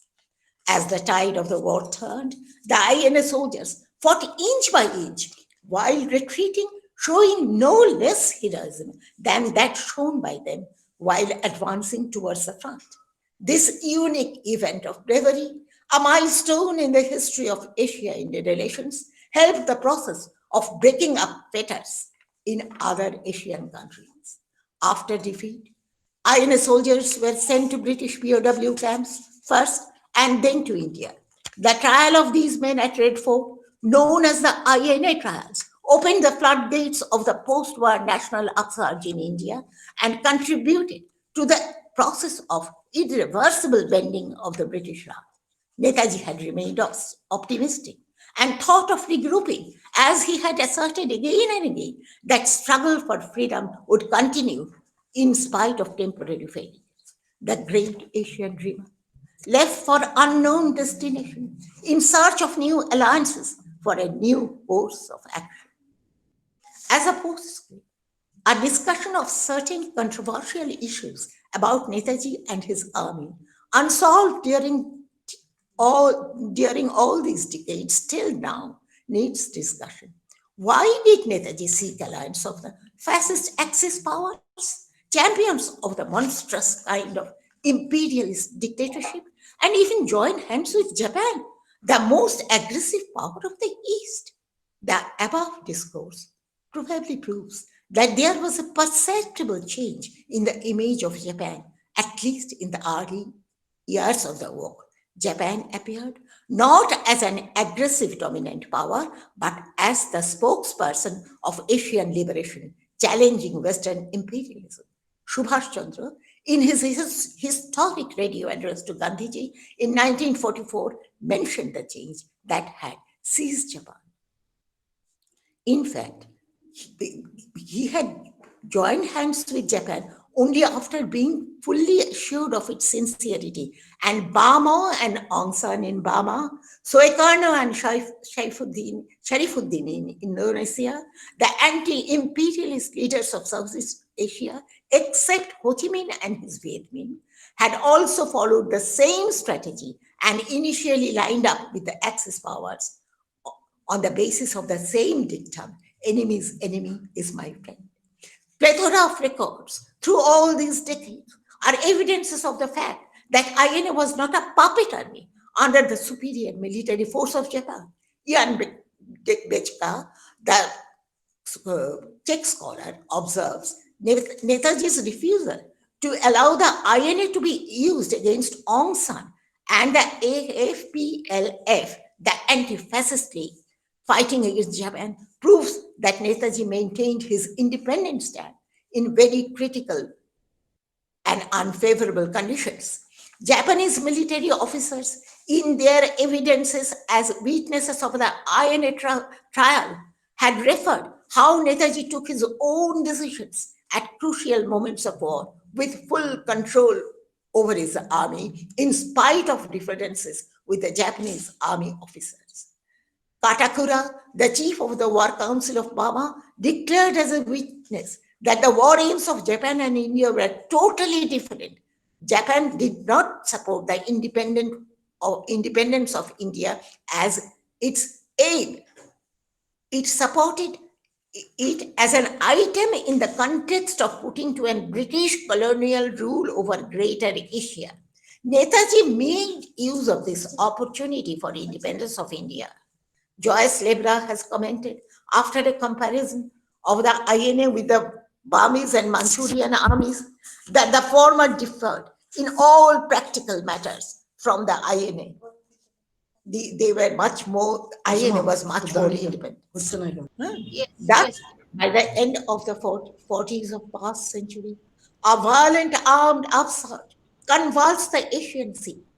An Indian leader with his army had poised to combat in the arena of the worldwide war, performed superhuman feats of tenacity and endurance in an intense battle spread over a vast area of jungles and kept hammering at the stout defenses of the adversaries, marked even by hand-to-hand scuffles. The leader and the army disappeared from the sea. The fate of the leader still unknown and the army forgotten. Subhash Chandra Das passed into history, but the process of decolonization, which had started in Asia with the World War II, went on unabated. Emergence of new nation states in Asia, Africa, and South America had been the major development in human affairs since then. Subhash Chandra, one of the pioneers of this historic movement, fulfilled his duty fighting till last. A full assessment of his role in the ultimate defeat of British imperialism in Asia had not yet been made, in spite of ongoing researches. But his legacy has remained as a source of inspiration, not only for India, but for all such nations and peoples who have since been struggling for independence and a new social order. Thank you. So now I invite Nandita Bosu Sarbadikari from Sangit Bhavan, Vishwabharati. Her topic is the cultural interaction between India and South and Southeast Asia, contribution of Rabindranath Tagore. Am I audible? Yes, you are audible. Thank you. Namaskar. Good afternoon, everybody. I am highly privileged to have the opportunity to present my paper in the 10th Biennial International Conference of Indian Association for Asia and Pacific Studies. I offer my gratitude and thanks to all the members of IAAPS and the esteemed chairperson of this academic session. Due to restriction of time, I shall just highlight the main points. The globetrotter, great poet Rabindranath Tagore, started his journey in various countries from 1916 onwards. Besides traveling the Western countries, he also keenly desired to visit the East. During his world tour, the feelings for universalism or internationalism became strong, and the idea of an institution where the whole world would meet in a single nest cropped up in the mind of the poet. And the University Vishwabharati took its shape in Shantiniketan in 1921. Rabindranath not only believed in universal brotherhood, but he went from country to country to preach it.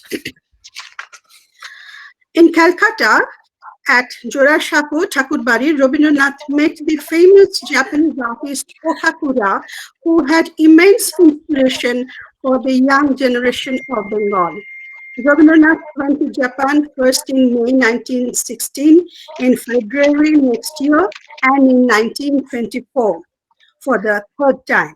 First time, he was perturbed by the warlike attitude of this country, and his lectures delivered on anti-war were published later in his book Nationalism. However, the old Japan gave him profound pleasure. In the spirit of Japan, the poet says, the truth is that Japan is old and new at the same time. He visited the studios of the great artists of post-war Japan like Shimomura and especially Taikan. In large gatherings of Japanese women, few could speak English. The poet wrote in ornate Bengali script short poetic messages on their lovely silk pieces brought by them. Rabindranath gave the beautiful account of his tour in Japan in his Japan Jatri. His artist nephews Bhavanendranath and Abhinendranath and their disciples were influenced by the lectures of Rabindranath delivered after his return from Japan. Rabindranath brought a talented artist Kampo Arai, the artist Yokoyama and also initiated the Japanese style of painting in Bengal. Tagore brought with him Professor Takagaki, the dutiful expert, and both boys and girls of Shantiniketan gave an excellent demonstration in this art in Kolkata. In 1994, the Nepal Bhavan was established in Shantiniketan for the studies and interaction between Vishwabharati and Japan. In March 1924, Rabindranath went to China with Professor Kalidas Nag, the artist Nandalal Bose, the scholars Leonard Amherst and Mukund Chen. During the Maurya period, Indian music was practiced in foreign countries. The ancient Chinese texts inform about Indian music in Central Asia and sorry.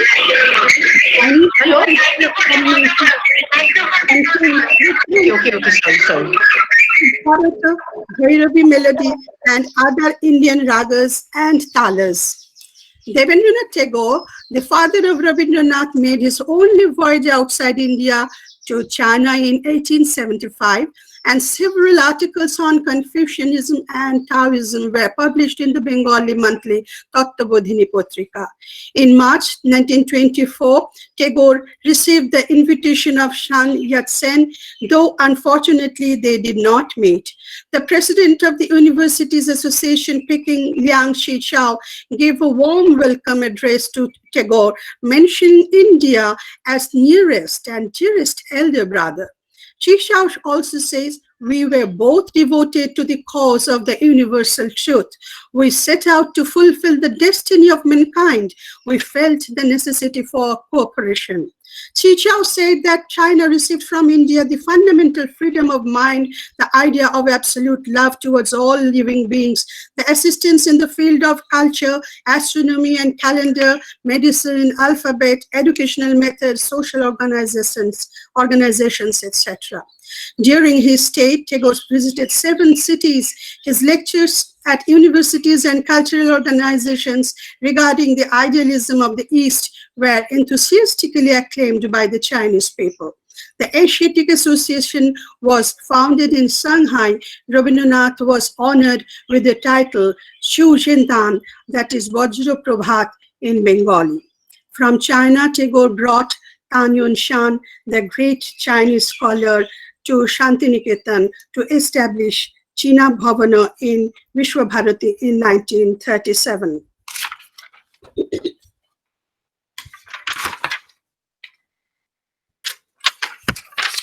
From ancient period, the southeast coast of India had enough cultural relations with Southeast Asian countries, vaguely referred to as Swarnabhumi or Swarnadeepa in Ramayana, mainly through the practice of maritime trade and also through the valleys and big rivers. From 1st century BC to 1st century AD, Indianization started not only in densely populated areas, but also in remote, sparsely populated regions. The great Indian epics, Ramayana and Mahabharata, had been extremely popular there, and till now, themes of dramas, dance dramas, puppet show, shadow dancing, etc., are mostly taken from these classics. Due to the traveling of students, pilgrims to India, by the 5th century AD, the Indian religious and cultural traditions had deep influence over them. With the European colonization in the 16th century, huge demand for labor resulted in a mass immigration from India and China. Rabindranath had immense curiosity for Southeast Asian countries. In 1927, his mission was to study the remains of Indian civilization in the ancient realms, the life and the arts of those countries, and also to establish close cultural interaction. Great scholar, linguist, and polyglot Suniti Kumar Chatterjee, the artists Surendranath Kaur and Dhirendra Krishna Dev Burman went with him. The Dutch musicologists Bake and his wife also accompanied him in Indonesia. Nearly 21 letters and a number of speeches delivered in Southeast Asia have been compiled in Java Jatri Patra. Tagore's poem Sagorika was written in Maya Jahaj in Java. He wrote a poem on the famous temple of Borobudur, and the English, Dutch, and Javanese translations were published in newspapers. Suniti Kumar wrote Robindra Sangame Dipomoy Bharat or Shamdesh or Island India, an account thereof. Rabindranath was overwhelmed to find deep impression of the Indian epics on the people's mind, and most of the performers were Muslim. He found so many versions of the Indian epics in vogue there and wanted to analyze the genesis of these epics. Rabindranath visited a number of places such as Malacca, Taiping, Penang, Batavia, Moindok. I'm interrupting. 1.5 minutes more. Okay. In many places, the poet gave addresses to people, and poet had interactions with various dignitaries. Shona Kuldhani gave the detail of the visit of the poet and the party as the guest of the Siamese government. At the National Museum, Tagore gave a public lecture on the history of Indian art. At the time of his return to his homeland, after 3.5 months, Rabindranath wrote, "While I stood before the Shyam, I felt that love's signet ring had passed thy name on my mind." Surendranath later introduced design motifs of Java in Shantiniketan architecture and craft. He and Dhirendra Krishna also learned the process of batik printing on clothes, which was taught in Kala Bhavan and later spread throughout India. The dance techniques, costume design, stage decoration, and the choreography of dance programs of Java added a new dimension in Tagore's Riturango and dance dramas. Rabindranath sent 2 students of Shantiniketan, Mrinalini Swaminathan or Sarabhai. Please, excuse me, gentle reminder, you have to please wind up fast. Yes, I am. It's over, 10 minutes over. Okay. In 1934, the research, I'm not repeating, the cultural interaction between Shantiniketan as well as India and the East Asian countries are still going on. More than 100 years ago, what Rabindranath envisaged about the glorious cultural affluence throughout his journey to the East is presently pursued by our Indian government through the implementation from the Look East to the Act East policy. The ideas and ideals of Tagore's universal brotherhood and fraternity is still found relevant to build up a strong cultural bondage and assimilation. Thank you. Thank you very much. The 2 papers were extremely interesting. And I would say that they have sort of interconnected in the way, and the concept of revisiting Asia had started, leading to the Greater India Society, and as we know, that Himanshu Bhushan Sarkar was an important member of that, and he had written about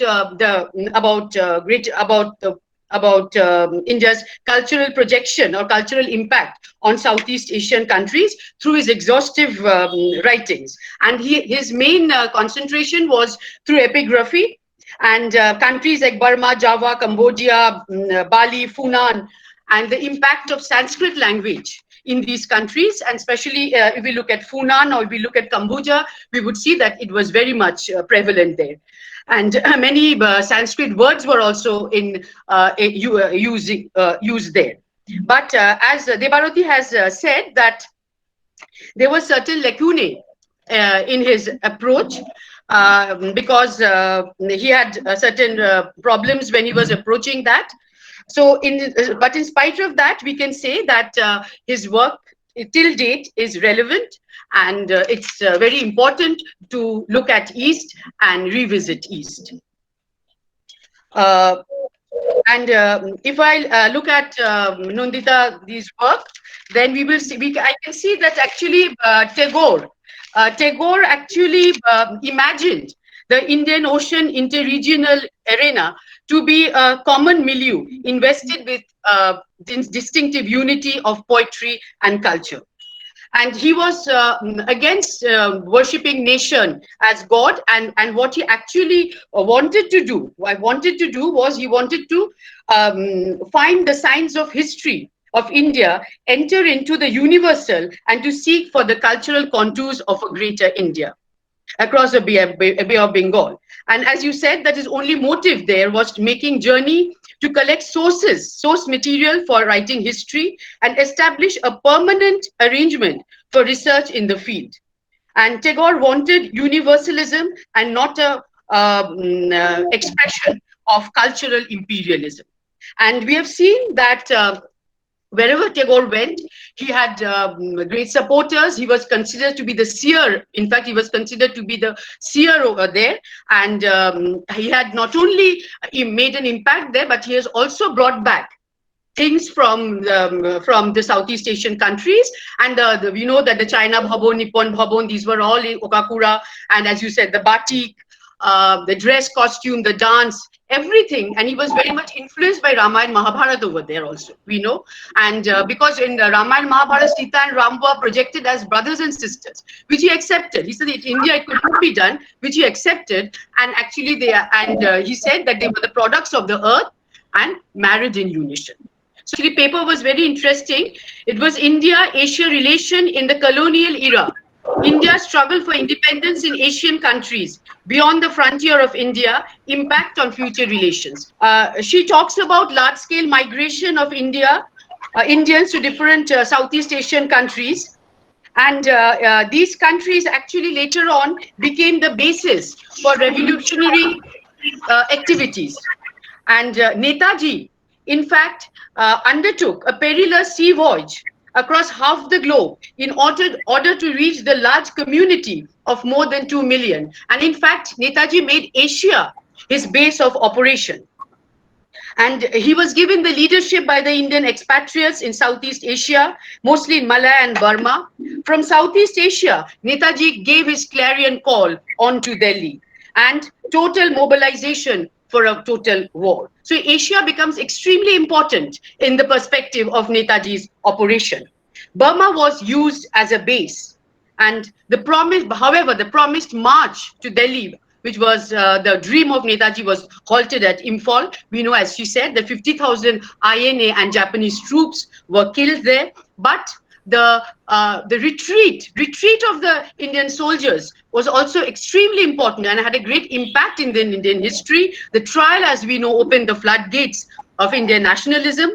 And Second World War was a very important break in this rupture. And then from when we started to look east, Act East policy, which started in 1991, we again find that India becoming a full dialogue partner of ASEAN, free trade agreement, powerful player in the Indo-Pacific region. And today, as we heard the various lectures, we know that we have learned that there should be different ways how India could be powerful and how India could play an important role in this Indo-Pacific region.